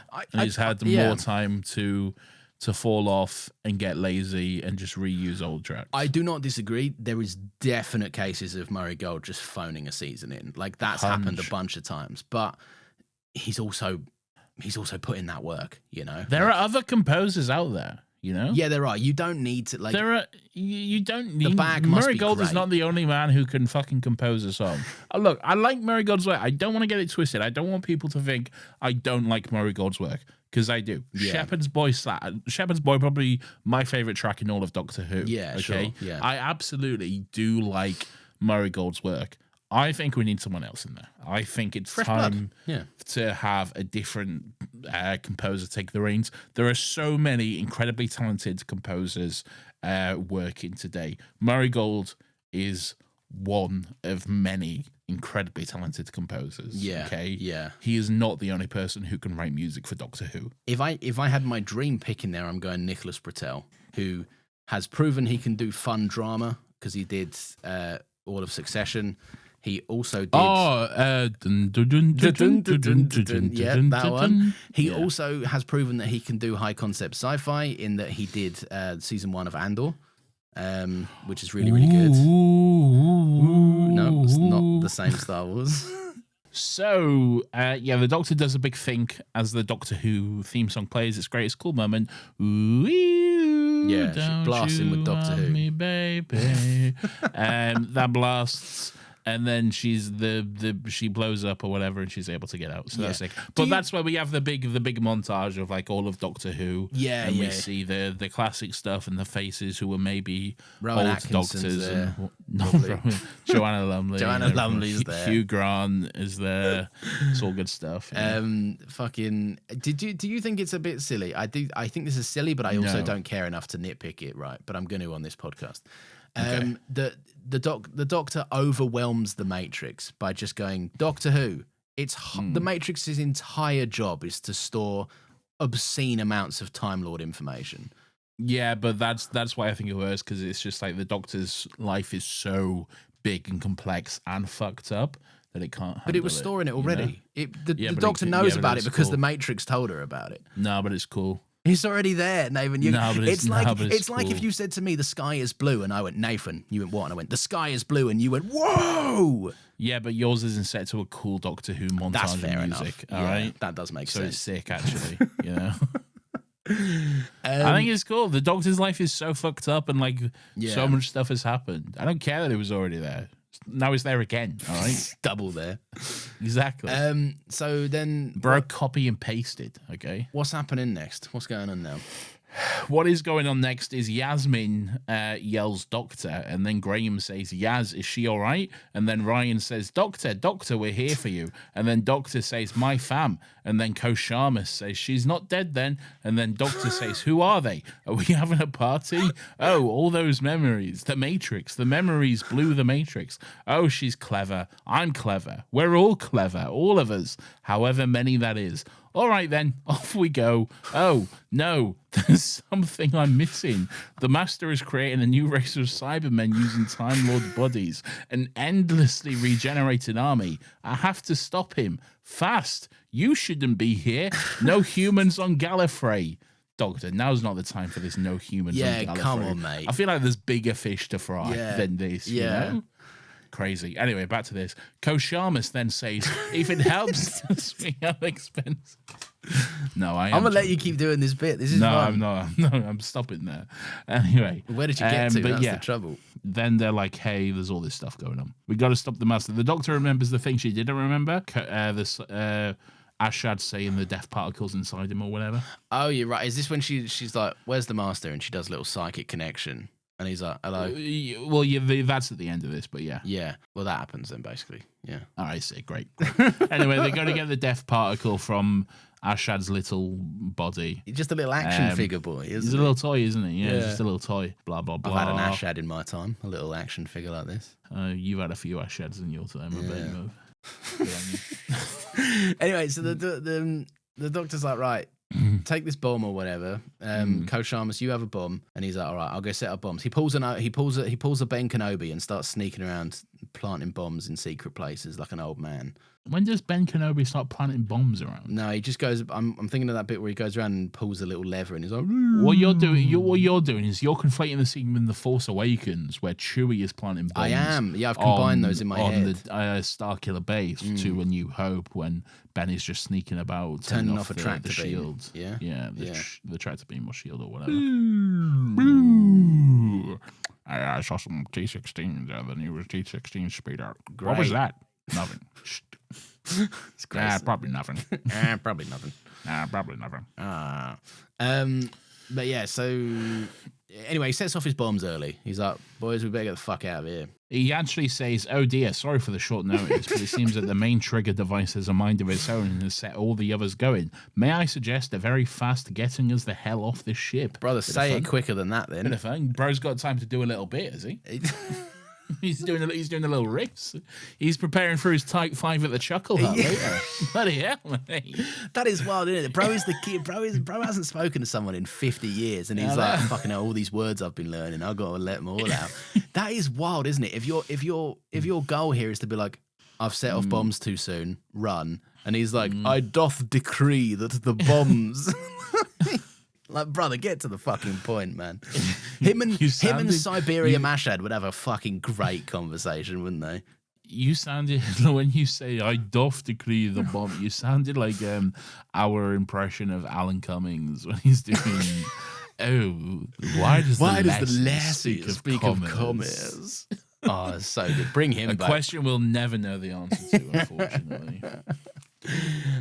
So they all head off to not get blown up. They get in a TARDIS. Yeah, I thought this was very. They blow up the cyber ship and then get in a TARDIS. Yeah, this was very fun because the Doctor's like, I hope I let's get away through this room, and then we don't see the exterior cylinder TARDIS. We just see the Doctor walk through a thing, and there's a TARDIS. She walks into a room of TARDISes, and then we just see her enter a TARDIS. So I guess they didn't have a cylinder prop. Yeah, was it me, or was it the exact same as Ruth Jones' TARDIS? Yeah, it was 100% the exact same TARDIS. It was 100% just the exact same set, wasn't it? Yeah, which is a shame because they should have just used a shame. They should have used the classic white ones because they're just default TARDISes on Gallifrey. I think it's because they repurposed the classic white one to this because they have the one set. They 100% did, yeah. Because we even said it when we were like, Joe Martin's TARDIS looks good, if not just completely identical with some blue lights and changes. Not identical, no. They definitely changed it up from the thingy one. It's like the classic one, but a little bit more modernized, a little like sexied up, really. Sexied up? Yeah, sexy. Oh, but yeah, it definitely it's definitely just the one set that they got, and yeah. The Doctor's like, listen, guys, I'm going to go and blow myself up. We're in a TARDIS. I'm going to go kill myself. Yeah. All right? And she's like, I die in this is quite touching scene. She says, I die in a heartbeat for this universe and for you. What do you think Yaz would say if the Doctor said, I'm going to go kill myself? No, Doctor. Don't kill yourself. Doctor. Don't do that. Oh no, Doctor. She does, to be fair, Yaz is quite vocal about it. She does step forward and literally hold on to the Doctor, and the Doctor turns around and she's like, Yaz, get fucked, mate. Yaz, piss off. Yeah. And she's like, fair enough. Even Ryan's like, you gotta let the Doctor go and kill herself, to be fair. Good stuff. Anyway, yeah, she's like, hey, the TARDIS will take you back to Earth, all of you. You can settle in the 21st century. And then Ryan's like holding Yaz back and stuff, and she's like, get off me, you can't, or whatever. Yeah. And the Doctor just says, live great lives, as she walks off. Yeah. And she walks into the Citadel again, and the Master's there with all his cyber lords, or Master Cybers, or whatever the fuck he calls them. All them boys. We them boys. Yeah. So yeah, she goes in, she's like, listen, I'm gonna blow you up. And the Master's like, do it. I don't give a fuck. Yeah. Fine with me. You won't. That's sick. Let's do it. I love that. Shades of the Doctor refuses. She can't do it. Shades of 9 with the coward any day. Yeah, the coward any day line, which is good stuff. Although less so in the Doctor's sense, because she wouldn't really be killing anyone that wasn't just the Master and the bunch of Cybermen and herself. Yeah, but still. Yeah. Still though. It's not as like noble as 9 being like, I don't want to murder half the universe. Yeah. But yeah, same kind of idea. But yeah, so anyway, the long short of it is Kosharmas comes in. Yeah, General Dodonna was there all along. He snuck out or whatever. He waited around the corner for them to have that 15-minute conversation. Yeah, he did. And then was like, actually, I'm here too, and I'm going to kill myself. And then they have another conversation for about 3 minutes while all the Cybermen who have guns on their arms just stand politely by and watch, okay? They could shoot him at any moment. Yeah. He's talking quite loudly and clearly about how he's going to blow them all up with him along with him, but also he'll give the Doctor enough time to run away. Yep. And then the whole time, the Master, who has his shrink ray gun, all the cyber Time Lords, whatever, just chilling, mate. Just like. Unfortunately, this is a classic instance of everyone just waits to die. Well, everyone was waiting for the plot to happen. Yeah, really. it is a little bit. So this could have sped up a little bit, which is ironic because my complaint is that it's just a bit too abrupt. But it feels like we spend a lot of time talking to not really go anywhere here. Maybe the episode didn't need to be 65 minutes. I really don't think it did. I think you could have got away with the standard 50 on this and just cut some fat here and there. Even a tight 60 would do. Did we really need that extra 5 minutes? No, to be honest. Don't know if we did. Crazy. Anyway, but yeah, so yeah, the Doctor runs to a TARDIS. She gets in her own little TARDIS and dips. Which becomes a tree. Oh, I tell you what, chameleon circuits. I love seeing the TARDIS land in the chameleon circuit in action. Yeah, okay? Yeah. Isn't it cool to see that house just appear? It's so fucking awesome. On an estate, we've long heard tales, and maybe Classic Who fans will have already seen this, but for newbie cunts like me and Lawrence, which is weird because we've been watching it for 20 years. Yeah. But for newbie cunts like us, it's so cool to see the TARDIS land as a thing. Yeah, you know? It's so the chameleon circuit in action, and also it works, and like, yeah, that makes sense. You wouldn't fucking look twice at that, would you? Yeah, no, it looks a house. It literally blends in immediately, like to the point where it feels ridiculous because when the Doctor's TARDIS lands and she just steps out from behind a tree, it's quite clearly what the Chameleon Circuit was intended to be in the first place, which was an excuse to not have to keep putting sets in places and take big props around. Probably.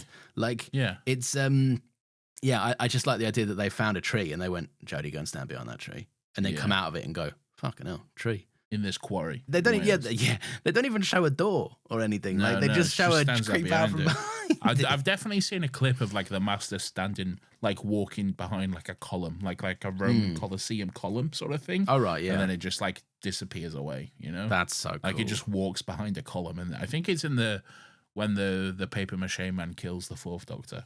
Oh, that's a classic. Yeah, I think it's after that he just stands behind a column or something and then fucks off.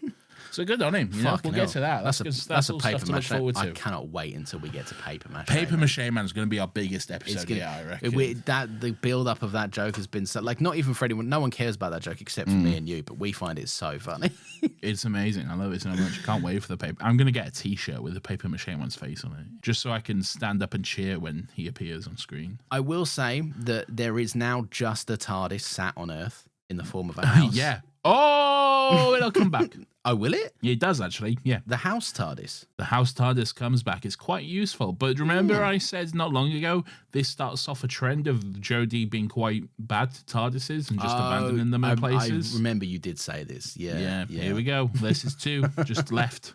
One has definitely just been abandoned on that alien planet. We're never seeing that tree again. No, that won't ever come back. I think that's just left and it's dead now. Yeah. Okay? Sick. Sorry, TARDIS. Great. Your first TARDIS. trip outside of Gallifrey, you've been abandoned. I did find it really funny that the Doctor went over to the TARDIS, her TARDIS, and went, "All right, mate." I was like, I love it when they have a little fun relationship. It's nice, and I love a slow power on of the TARDIS, and that's what we get here as well. Always nice. The sounds as it boots up and the lights come on slowly and stuff. It just really makes it feel more alive and stuff, which I'm not always a fan of, but I do like it here. Yes, but we'll see House TARDIS again. We'll that comes back. So. Yeah. Do you want the House TARDIS? I can take you to the first, second, fourth TARDIS. So she goes into the TARDIS. She's obviously a bit, she's had a day of it, but she's like, right, I better go pick up my mates. She's had a day and a half, mate. But then who burst down the door, Nathan, which is surprising? Well, no one. They actually just appear in the TARDIS. Well, good. They hologram in, okay? They teleport in, and they're like, "Oh, boys, it's the fucking Jadoon Cold Case Unit. Fugitive the Doctor. Sentence, whole life of imprisonment, maximum security facility." And before the Doctor even has a chance to... As I was saying this... I've realised we skipped over a part I really wanted to discuss. Oh, what part's so that? I'm going to have to go back. Okay. But sentence, whole life imprisonment, maximum security facility. Before the Doctor even has a chance to fucking react, she's been teleported into a prison cell in a prison which appears to be on some sort of asteroid in space. Crazy. She's in jail. I can't believe they stole this idea from me when they listened to our Patreon episode of where we pitch a Doctor Who season of our own. Yeah, they this did. Is crazy. They nabbed this that from you big time. Yeah, my excellent idea, which they stole. This is crazy stuff, man. Whoa, amazing work. What did you want to talk about? So it's when the Master Time Lords are introduced. Okay, the Master Cyber Time Lords or whatever the fuck they're called. And then the Master's like, hey, we're going to fucking destroy everything or whatever. Isn't it sick? Everything we can do. And then the Master chants, he shouts for Gallifrey, and the Cyber Time Lords all shout for Gallifrey. He shouts for the Time Lords. They all shout for the Time Lords. And then he shouts for the end of the universe itself, which is a fun callback to the end of time. Remember Timothy Dalton? When he was like, for Gallifrey, for Time Lord, for Time Lords, for the end of time itself. That's awesome. I never thought about that. Yeah. Oh, that's fucking cool. For all I know, that could be like a Gallifrey chant they have and they've done in Classic Who. I don't know. Yeah. But yeah, I just thought it was cool that comes back. No, it is cool that comes back. Yeah, I didn't even fucking clock that. Awesome. You wouldn't. You're an idiot. Yeah, I don't remember things like that happen. You don't. And it was that happened in your favourite two-parter of Doctor Who ever, right? Horrible. The worst episode of Doctor Who ever. Categorically the worst. Yeah. Fair enough. But yeah, Nathan, should I Fun play an stuff. extremely loud version of the Weirdo of the Week theme? Sure, why not? But I'd rather just keep it at regular volume. Okay, well, for this stream, it will be regular volume, but everyone told me I wouldn't for the edit, so I am going to do it. Here's a warning. It's about to get loud for 5 Do you seconds. have to, just to be a petty cunt? Can you not just keep it it should be? If you right now acknowledge that I'm absolutely prepared to do this just to be annoying, because You're so fucking petty. you told me that mate. I wouldn't do it. And all right, it's bothered me. you got one. You say I'm bad with criticism. You get criticized for one thing, and you're going like, "Well, I'm gonna fucking do it loud so everyone can never criticize me again." Precisely. You're like the fucking Joker. All right, just calm down Does and the do it how Joker, you're supposed does the to do Joker it. have an aversion to criticism? No, but you're doing my edit. All right, just do it how you're supposed to. All right, Okay, I'll do it how I'm supposed to, but everyone know you almost got it really loud just then. great, whatever. Fucking hell, just play the fucking theme. Here's the Weirdo of the Week theme, everyone. Weirdo of the Week.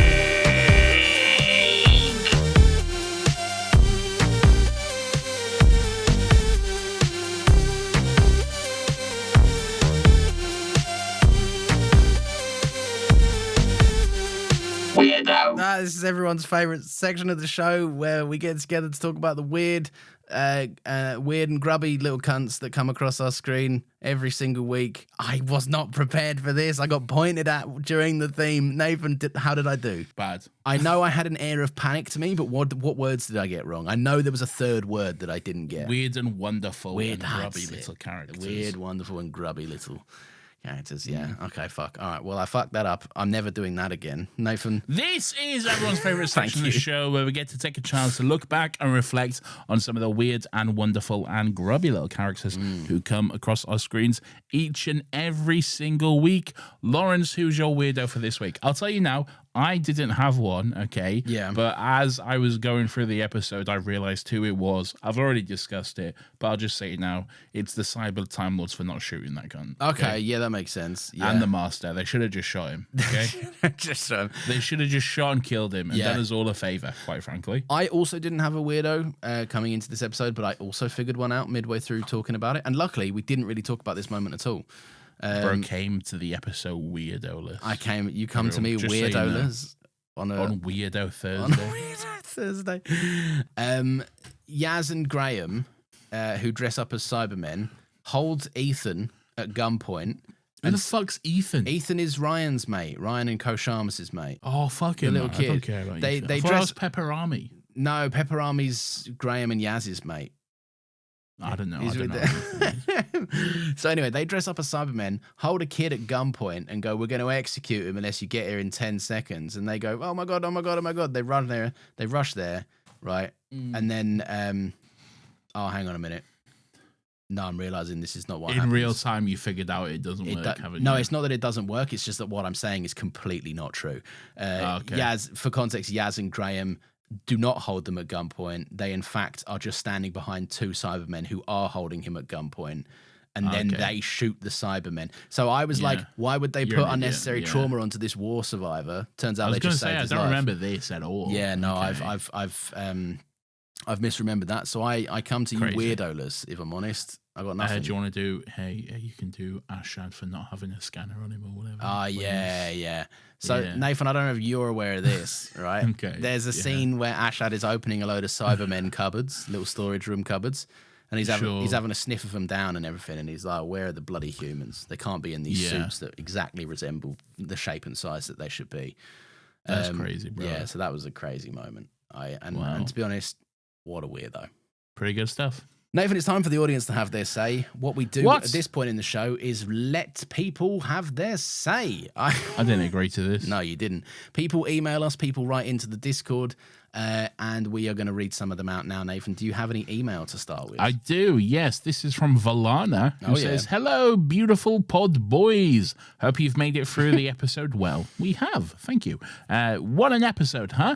Divisive, to say the least. Whoa. Something I personally struggle with a lot in this era is that most of the episodes are solid concepts not fully realized, and this episode is the biggest example. I don't hate this episode. I think it just misses the fundamental change that gives the Doctor's character."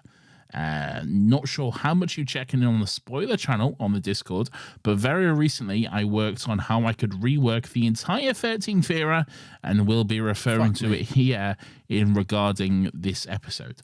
In my opinion, the main issue with the episode is the fact that 13 has nobody other than the Master to react to about the Timeless Child reveal.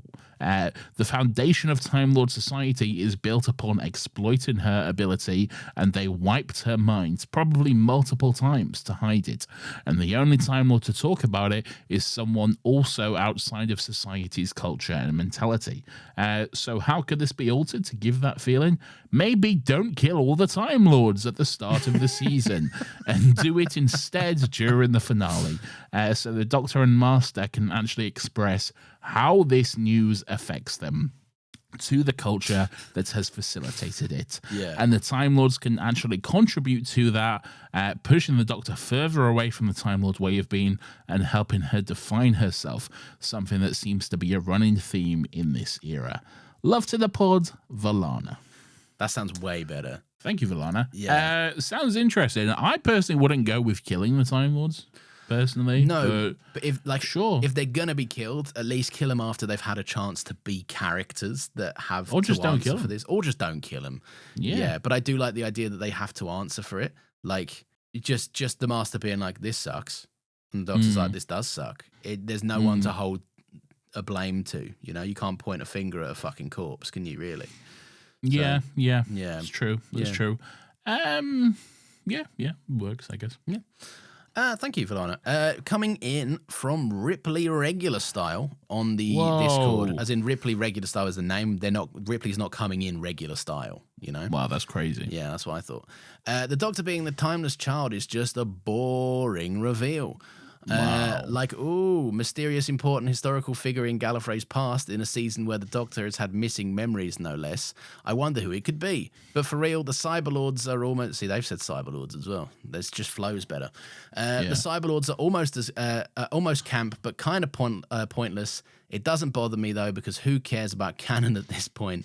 But also funny to have there be another hybrid standing in the ruins of Gallifrey. Overall, this episode is just a bit meandering, and the big reveals don't excite me. Don't hate it, but overall, a very forgettable finale. I don't think I'm not as down on it as Ripley seems to be, but I can't also disagree with anything you've said. It just doesn't bother me as much. Do we have another email to read? We do. This one is from Anna Ruzik, who says, I want to start by saying that Jodie's performance in this episode was stunning. Stunning, as Olivia Cook would say. And the interactions between the Master and the Doctor were magnificent. About the Master, I've seen Classic Who, humble brag, and I loved the references, especially the one about the Master killing Lord President. Ooh, spoiler alert. He was so funny in this episode, the red carpet, the Time Lord's blood, and him wanting a dungeon. Also him saying there's a place for her in him gave me chills. And naming the new Cybermen the Cybermasters, just lazy. Do we think the Master is still alive? I want to believe he is. He always survives. Well, spoiler alert, we will see him again. So, yes, is the answer to that. Oh, yeah, of course we will see him again. Yeah, he's in the power of the Doctor. Yeah. Anyway, about the half cyber, the destruction of all organic life. The Daleks thought of it first, and the Time Lords too. I hated the end of this character. It was so easy and so fast. Also, spoiler alert, not the end. Other mentions, I loved the conversation between Graham and Yaz, leaving aside the fact that Chibs gave the Doctor a new canon, brackets, I don't like that. I loved the origin story of the Time Lords with Tech Tayun, the Division. Will we continue? Kind of, not really. Final thoughts. TARDIS is left alone. How can you leave your TARDIS sisters behind? If the TARDIS is the same one the fugitive Doctor had in the past, that means the TARDIS will know more about the Doctor than she does. How the hell could the Jadoon teleport inside the TARDIS? Did she leave the shields down again? By Nathan and Lawrence. And then there's an emoji of, I believe it's a flag, but I don't know which flag. But thank you. Always, if you hover over it, will it tell you the country flag? No, it just does the little thing, you know, like the thing. the thing. Yeah. You know what your cursor turns into when you're going to type? Yeah. The little line thing. Little cursor situation. Yeah. Yeah, it just turns into that. Argentina, says everyone. Argentina. Crazy how you all know that and you can't see it, but sure. Oh, I see. Are they doing a bit? Well, no. I mean, they might. They probably know where Anna's from. So There we are. that Then makes sense. Hell yeah. Thank you, Anna. Yeah. Thank you very much. Yeah, there's the TARDIS stuff already makes no sense because there was that whole thing about if this is pre-Hartnell, why does it look like a police box? Like, it makes no sense. Oh yeah, you did say that, didn't you? Yeah, like it. I don't know. I don't understand it, but because they needed the reveal moment for the show. They needed the reveal. Yeah. Is the answer. Yeah, but they're not proud of it, but they did it. Yeah. Oh fuck, we did too many stupid conversations after I've forgotten what I was going to say. Good stuff. Yeah, sorry, Anna. I can't remember. I'm sorry. Wow. I'm sorry. She talks about the Master.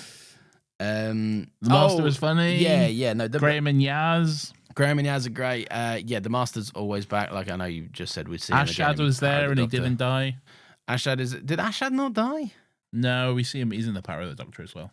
For fuck's sake, who isn't in the Spoiler fucking alert. Power of the Doctor? Not a lot of people. There's quite a lot of people in Doctor Who are in Power of the Doctor. It's a real star-studded cast. Isn't David Tennant is in Power of the Doctor. Oh my god, he is. That's coming up soon. That feels like it feels like there's a separation between this Doctor Who and that Doctor Who. And David They're Tennant. connected. Yeah, they are connected. Much as iPlayer will have you believe that they're not. Yeah. But they are. Joe on the Discord says, I never hated the Timeless Child as a concept, but I do think humble brag. that it could have, stop saying humble brag to everything. But I do think that it could have been done way better. These are my ideas. Others may disagree, which is fine. I'm going to disagree with everything here. No, I don't know if you would. I haven't read it. I've read one thing about this. One, impossible with how the show's done, but introduced the concept way earlier at 11's regeneration. Oh, he's Disagree. run out. Everyone thinks he's on his last one, then he regenerates anyway. There's mystery there. Could even then tie into 12 not wanting to regenerate, seeing the endless battle was exhausting. Now he knows that he's broken the limit. Disagree. That's a fucking awesome idea, I think. Disagree. This could stop disagreeing for the sake of disagreeing. Disagree. This could then flow into the Timeless Child as we then see it more naturally. 2, make the Master the Timeless Child. I feel so strongly about this one. It would make so much sense, in my opinion. His conflict and anger with the other Time Lords, his ability to always come back despite whatever happens to him, the Time Lords bringing him back in the Time War despite his insanity.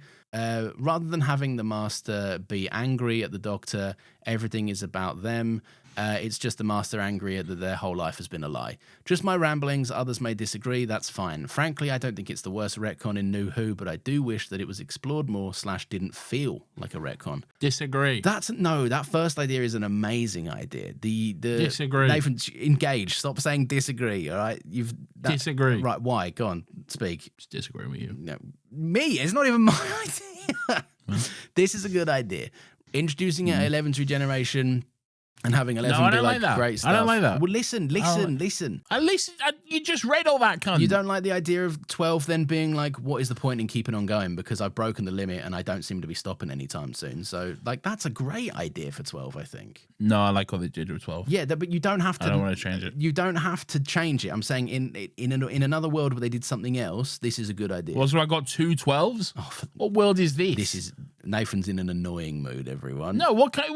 Which one? Nathan is it? won't engage in the concept of a hypothetical No, question. you're saying in another world. All right, this world. So what? So there's a world where this one. somehow there's two 12 Doctors. Yeah. You're talking nonsense. Okay. This episode right. is called Still Not Ginger, and This episode is called Still This Not Ginger. podcast is called Still Not Ginger, and this episode is another thing as well now. Could have been called Still Not Ginger. He does say that in the episode. It almost was. We did. Yeah. It was one of the titles. I don't we think it threw was back called and Still forth. Not Ginger. No, it was one of the titles we threw back and forth because I have mock-up artwork of it on my phone somewhere. Oh, I don't like that. That's not good. No, we decided we didn't like it, so that's why we didn't do it. Yeah. Do we have any more emails? Thank you, Joe, even though I disagree with everything you said. This one is from Leah Marie Farrell, who you may know as the Penguin. I do. Who says, "Hey, Nathan and Lawrence, hope you both are doing well. I quite enjoyed this episode. The Doctor back on the ruins of Gallifrey does look quite pretty, even though it's destroyed. That's one way to look at it. The Master being a lunatic and giving the Cyberman Gallifrey just sums up this crazy Master, and working with a shard to create Cyber Masters, then turning against the shard and trying to have everything end and be over, just to end up being in control of the Cybermen instead, is crazy. Yaz and Graham and co. using the Cyberman as a place to hide and escape is really cool. Escaping the ship as Cyberman and then saving Ryan and his friends just as they had run out of options is fun as well. And oh my god, the Cybermaster's design looks amazing. Absolutely love this design. Shame they got all blown up. If the older man didn't take over from the Doctor activating the death particle, do you think she would have actually done it? Coward overkill at any day, quoting 9. Seeing working TARDIS looks weird and off-putting. Landing as a house into a tree to fit in rather than a good old-fashioned blue box. Disagree. I thought it looked cool, but I do like the blue box though. Do you think the Doctor would have done the death particle? No, big talk, but it's just not in the Doctor's nature to blow shit up. Also, like killing the Cybermen, not an issue, but like killing the Master. I feel like the Doctor would have sacrificed herself, but she's definitely not killing the Master, no. Yeah, probably not. Probably not. I don't even think she'd kill Cybermen, really. No, I think she'd definitely kill Cybermen. She lets Rory blow up a whole fucking ship of them. Ah, that's true, actually. Yeah. No, at the time he blows up the ship. Yeah, for vibes. For vibes. But we don't know anyone's on the ship. Well, technically, it's a big ship in the background, but they never say anyone's on it specifically. I feel like you might be willfully... but there's wiggle room there, isn't there? There's wiggle room, but I there's think plausible deniability. There's plausible deniability. Yeah, that is true. Yes. Yeah. It's not outright saying. Yeah. A cool moment, though. It is cool, yeah. Would you like me to repeat the question? Yeah. Anyway, onto the Timeless Child. I don't mind the Timeless Child. It makes the Doctor even more mysterious. And for a show about mystery, especially involving the Doctor, and sometimes the Doctor Who as a whole, it's great. And one of the fourth Doctor stories, The Brain of Morbius, this is what we were talking about, it resolves an issue people found with that episode. You do see a small glimpse of it during the Faces scene. Won't say anymore unless you ask, as don't want to spoil classic Who episodes for you. Thank you. Please don't. Only issues I have with it is River's song. They say in A Good Man Goes to War that River's DNA was changed to be part Time Lord due to prolonged exposure of the time vortex, the untempered schism. So does that just rewrite how River came to be? And why wouldn't the Doctor just be able to regenerate at time of the Doctor and have the Time Lords give him new regeneration cycle? I get it wasn't written yet, or maybe even thought of, but it does just retcon a few things. Again, probably just been nitpicky and Doctor Who retcon stuff all the time, but this is huge to the Doctor, and I don't think they 100% thought it through at the time. Oh, they definitely didn't. No, they 100% didn't, yeah. Something I will also say about something Russell introduced in RTT2. Again, no spoilers, but I think you know where I'm going with this. Sorry if this is a bit long, just wanted to make sure I don't miss anything. All the best, the Penguin, Leah Marie. Thank you, Leah. Yeah, look, it definitely retcons and doesn't think through some stuff that, like we said about the whole Matt Smith regeneration thing. It does, in retrospect, make it seem a little pointless, which again is an issue I have. And I know I'm being nitpicky with it. I should just kind of be like, yeah, sure, but I don't know. It just makes it feel less special to me. Really. Yeah, I know what you mean, but again, this is. Maybe it helps to have a memory as bad as mine, because I just don't consider shit like this. Like, there are, unfortunately, and I say this with all love and respect to anyone's feelings on stuff like this, but like River Song's not in the show anymore. Do you know what I mean? Like, it doesn't matter. It doesn't change anything going forward, and the show should just keep moving forward. Like, if in 20 years the show's like, but that changes River Song's part, like, no one wants that. No one wants to be that entrenched in lore. Like, it's not like, you have to just keep moving forward, and sometimes that's going to upset the things that came a bit more recently, as opposed to the things that are long gone memories. But it's got to happen. It's a necessary casualty for progress, I think. I think there's room to do stuff that also works with what came before, whilst also not being so beholden on it. You don't have to throw out what came before in the dumpster to make a new thing work. You don't, but then you think. start narrowing the possibilities of what you can do because everything you then start to do upsets something in some way. Sure, but sometimes narrowing it can be a good thing. Constraints can be a good thing in circumstances. Normally, I would 100% agree, but in a show that's fundamentally about change, I think putting any kind of super rigid, like... Well, I mean, you got to have some constraints on it. You can't be like... By the way, the Doctor was a Dalek in disguise all along, okay? If I thought anyone would ever do that and take it seriously, then yes, but you see what I'm saying? I do have some constraints on it. Of course I do see what you mean, yeah, but I you can't just be like, do whatever the fuck you want, you know? No, and I've you know, I've there's things that has happened that I don't like. We keep alluding to it, but there's fundamental massive law changes that I really am not a fan of. But I think as long as you can do it, if you can do it and maintain a level of like, yeah, that works for the most part. The best you're going to get in a show that's 60 years old is for the most part, you know, like you're never going to make it work for every single line that's ever been uttered in the show. I also think there's something like, 60-year-old show and everything, but like the stuff that's been discussed here is in very recent memory. Okay, so like, yeah, that's fair. Yeah, like at least, you know, try and make it fit the last 10 years at least. Yeah. I don't disagree with that. Yeah, that's fair enough.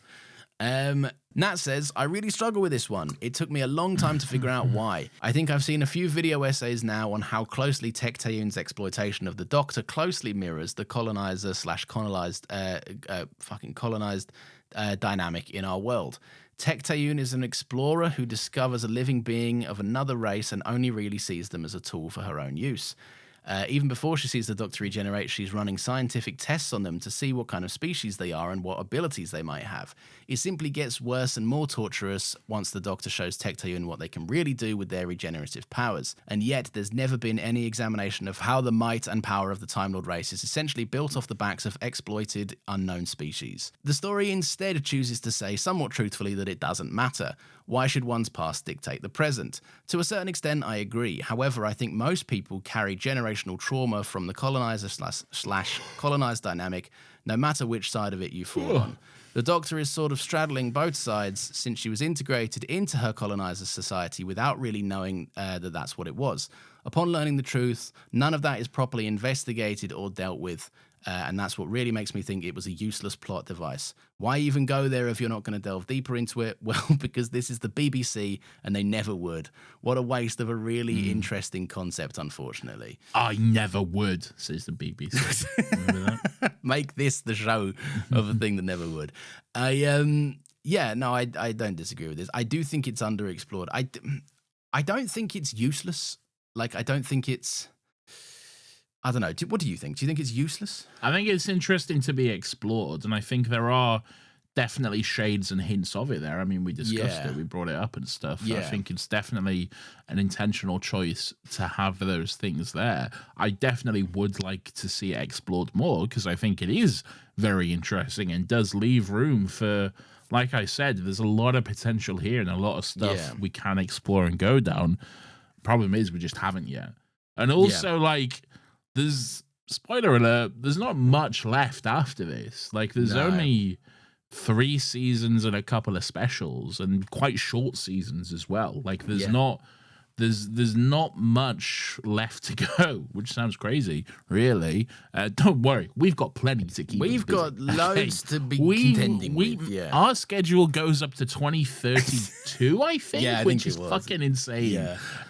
So we're all right for a while. Yeah, okay? We're not going to run out. I did actually have a thought the other day. I was like, eventually we will be caught up on everything. What do we even do at that point? Sherlock. Nathan, do we have any thoughts or emails or voice notes to be played? We have one last email, which is from Hugo, and it says, Happy Friday. Oh, for the love of fucking Christ. Why so much lore? Billions of years waking up in the matrix. Gotta sit down, gotta hear the lore. Gotta watch the master rate for 20 minutes. Exposition dumping, the runtime's going. Dragging on and on, nobody's moving. Gotta get back to the Brendan plot. Gotta find out why and not forget him. Lore dump in the front half, lore dump in the back half. Gotta make my mind up, does any of this take? Timeless, timeless, still stuck in the matrix. Everybody's waiting for a point to this lore dump, timeless, timeless. Master won't stop yapping. Everybody's waiting for the doctor to do something, standing, yawn, talking, yawn, bored. Wish there was some actual drama. Anyway, I love this episode. Great episode, everyone. Well done. Yay. Thank you. I respect the hell out of anything that pays homage and tribute to the great Rebecca Black and her magnum opus, the anthem that is, of course, Friday. Of course. I recently saw a video of her doing some sort of DJ set, and she remixed Friday and what song was it? Something from Brat. Dun, dun, dun, dun, dun, dun, dun. Yeah, which one was it? Is that how it went? Dun, dun, dun, dun, dun, dun, dun, dun, dun, dun, Oh, I don't know the name of that song. I was vibing out. That was good. That was good stuff. Wow, why don't you tell us how you really feel? No, I do people find the lore dumps of this interesting? Nathan, do you know? That's me. Do you know that people The Muffin Man? Yes, Nathan, the Muffin Man. Did you know that people are around and they can give us 5-star reviews, but they're actively choosing not to? Leave us a 5-star one, right? Don't be a stingy boy with your stars. Also, you can check us out on TikTok and Instagram at Still Got Legs Pod if you like, and on Blue Sky. Nathan's going to make me say Blue Sky, even though he doesn't post on there.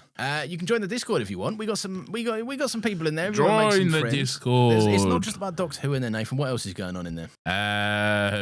I sometimes get confused and post in the wrong channel. Yes, I did see this.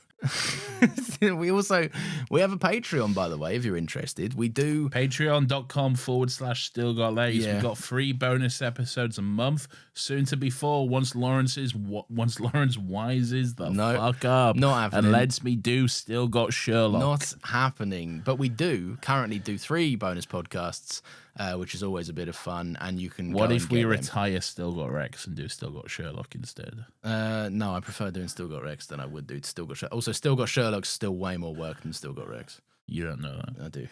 It's just by nature of what I would have to do. You don't know that. What movie did I have to watch? K-pop Demon Hunters. Okay. Yeah, you got a week. You're fine. Listen to the other shows in our network that are going on as well, by the way. Saturday Morning Cartoon Club and Talking Pictures I love Pod. Saturday Morning Cartoon Club. They did Jimmy Neutron. He's a boy genius. Oh, yeah. I didn't see it. That's cool. You didn't see it? It's the latest one. He's Jimmy Neutron. He's a boy genius. I do. I've only really seen Jimmy Neutron. We used to call you Jimmy Neutron because of your hair. You did actually, yeah. The only Jimmy Neutron I'm really familiar with is when they had a crossover event with the Fairly Odd Parents. Which was the quite Jimmy good. Timmy Power Hour. I know it well. That's it. Yeah, man. And they had that cursed art style when Jimmy Neutron went over into the Fairly Odd Parents universe. Fucked. It was Like, what is horrible this? to This is see. horrible. Yeah. No one do this. I didn't like that at all. Fucked, man. Then, but yeah, I also have a little podcast. I talk about movies from time to time. Sometimes I go 3 weeks and then without doing it. sometimes he thinks I'll never hear it, and he'll say mean things about me. I said nice things. I spoke directly to you in this last one. I'm that actually came out. listening, cunt. I haven't listened to it. Oh, well, I spoke directly to you. I assume you've only said bad things about me. No, I said You're probably like, hey, Nathan's a stupid cunt, and he often says, if you want to watch a movie, just watch it. Yeah. And then I'll be like, hey, you should just watch a movie, you stupid that's cunt. what I brought up. Yeah, Yeah, I know, because you listened to it, right? Yeah. Yeah. So go and bloody check them out if you want to. Nathan, do you have any parting words for the listeners, Nathan? How's your day been? Have you had fun recording here tonight? Oh, he's turned off his. Oh, he's pressed the button. I've been played out. Bye, everyone. I love you.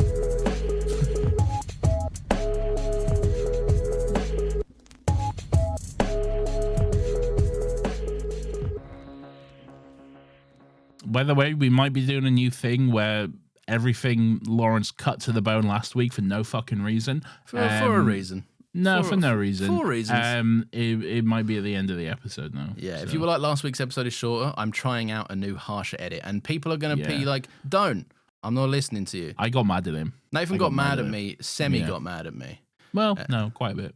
Well, you weren't mad at me. We had a normal conversation. What do you mean you got mad at me? Like you called me up and were like, blah, blah, blah, blah, blah. Wasn't it over text? That's what I'm saying. A normal conversation. Yeah. Yeah. But you can't tell my tone over text. No, I can't. Famously, I hate texting you because you're bad at texting and everything you I'm say not sounds bad at really texting. mean. No, you are. You're horrendous at texting.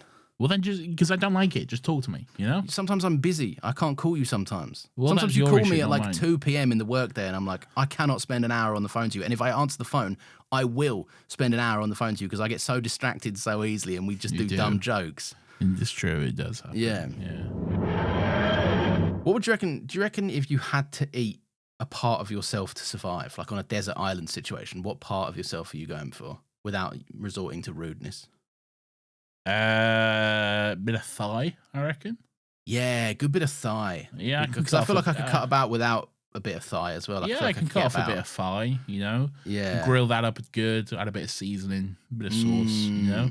Good Put it on a angle tree, for I cutting. reckon. You wouldn't have to be like contorting yourself to get to it and stuff. Yeah, Right. maybe I don't really care about that, but like, You wouldn't It is have to what do it you wouldn't have to do a foot. No foot business. well, I need my foot. That's my foot, Oh, okay. Yeah, and I don't think a foot would be very tasty. I feel like that's mostly bone. Yeah, it's true. You'd be getting like just small, thin bits of skin off of that. No good. Not what anyone's after. Yeah. You want a fleshy part, really. You want a big fleshy bit. A good thigh would be good, I think. This is a horrible conversation. It is a little bit. This is really bad. I don't like this. You seen the movie Air, which is about shoes?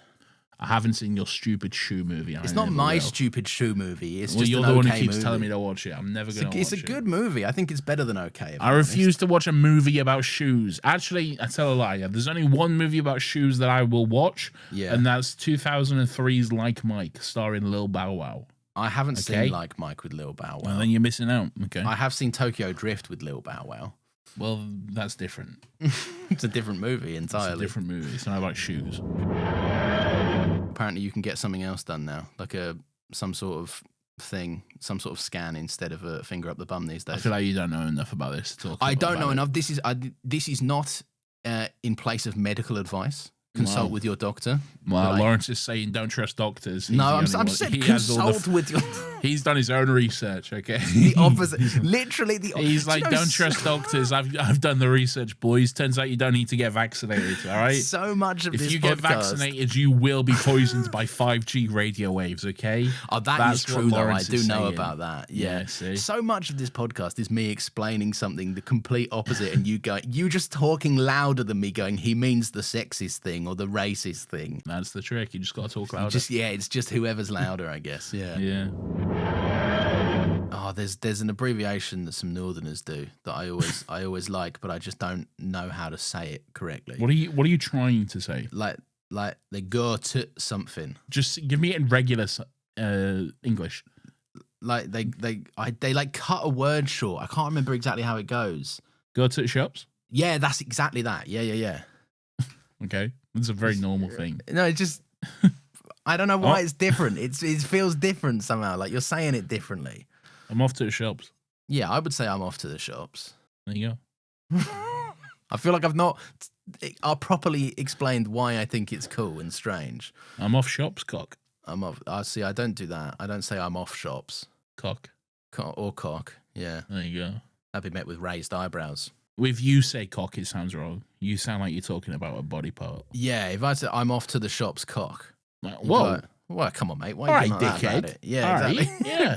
Wind it in for like what the fuck, man? If I say it in my regular voice, then yeah, sure. But if I say I'm off to the shops, cock, no one's like, yeah, that's fine. But yeah, I wouldn't bat an eyelid. I wouldn't. Lovely I man. wouldn't. Yeah, lovely, Lovely, friendly man, you know? lovely, friendly man. You know, there's people. Have you ever had like someone in your life that is so constantly on edge that standing Me. next Yeah, to them? me. No, not like in that sense, but like at school, for example, there was this kid that was always like around. Like he was in my mate's group, and I'd never Yeah. really liked him all that much, right?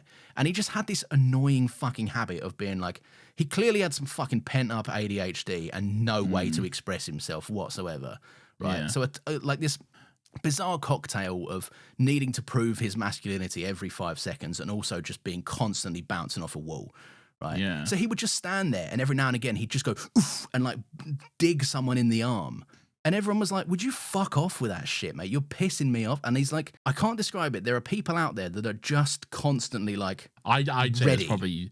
a lot more going on in that kid's life, probably. Like there is, but like, fuck off and stop doing it to me. I wouldn't say fuck. I'd probably like you probably should speak to someone and probably yeah, maybe. But when you're 14 and you're just getting a dead arm, because he wasn't a small kid either. Like he packed a punch and it hurt. He did it to me a couple of times, and I was like, mate, would you just fuck off? Like yeah. I'm not being funny, but if you're going to sit there and at the end of the day you're going to be like, why do I have no mates? It's probably because you keep fucking punching them for no reason, you know? Well, yeah, I'm sure he had a tough time in some respects, but like, I just don't want to be too mean on this kid. Okay, let's just all right. Nah, fuck him. I don't care. Lads, do you know what I don't like and understand? And I think I've probably said this before. Sure, okay? go on. Yeah. The phrase "having your cake and eating it too." Okay. Yeah. I hate that phrase so much. You're coming at it okay? too, literally. I know, but then use a different analogy, okay? Because who's just having cake and not eating it, cunt? All right? Yeah. What do you mean you're having your cake and eating it too? Yeah. I think, of course. Otherwise, what the fuck is the point in me having it? To look at it? No, I think the analogy is that. I think the analogy is that there are people out there that make very beautiful cakes, but to enjoy that cake, you have to cut into it and ruin the aesthetic of it. Well, then they're fucking idiots, and they shouldn't be the ones in charge of making up these analogies. Okay? It was funny when my wife and I were wedding planning. Right, bro's bragging about having a wife. Oh, look at me.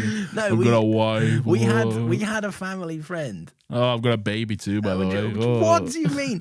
We had this family friend that was making the cake for us, right? Was it me? No. Okay. You can't bake a cake.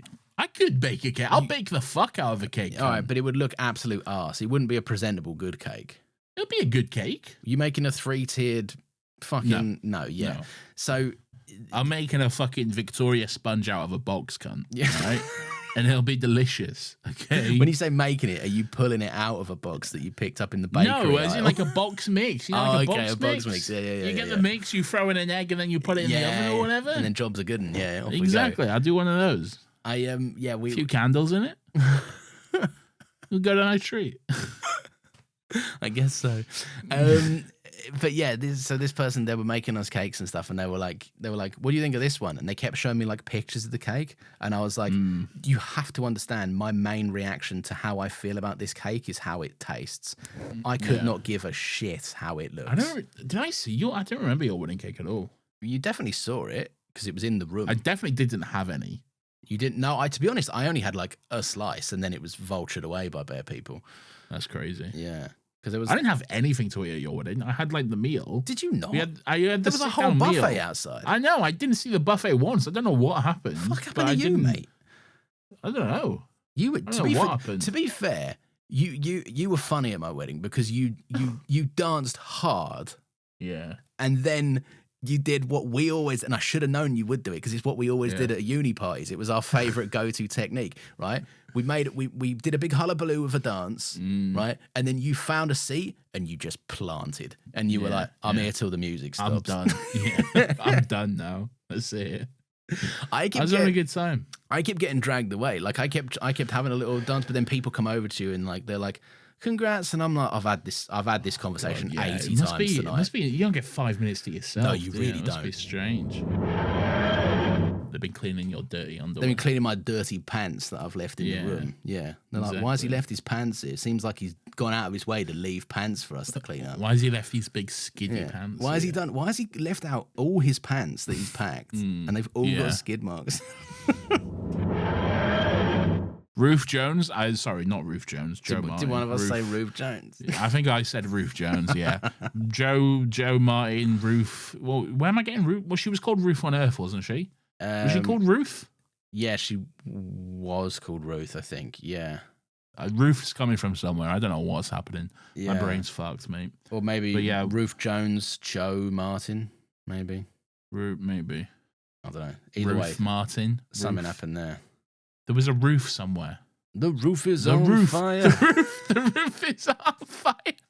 Crazy how that came to both of us.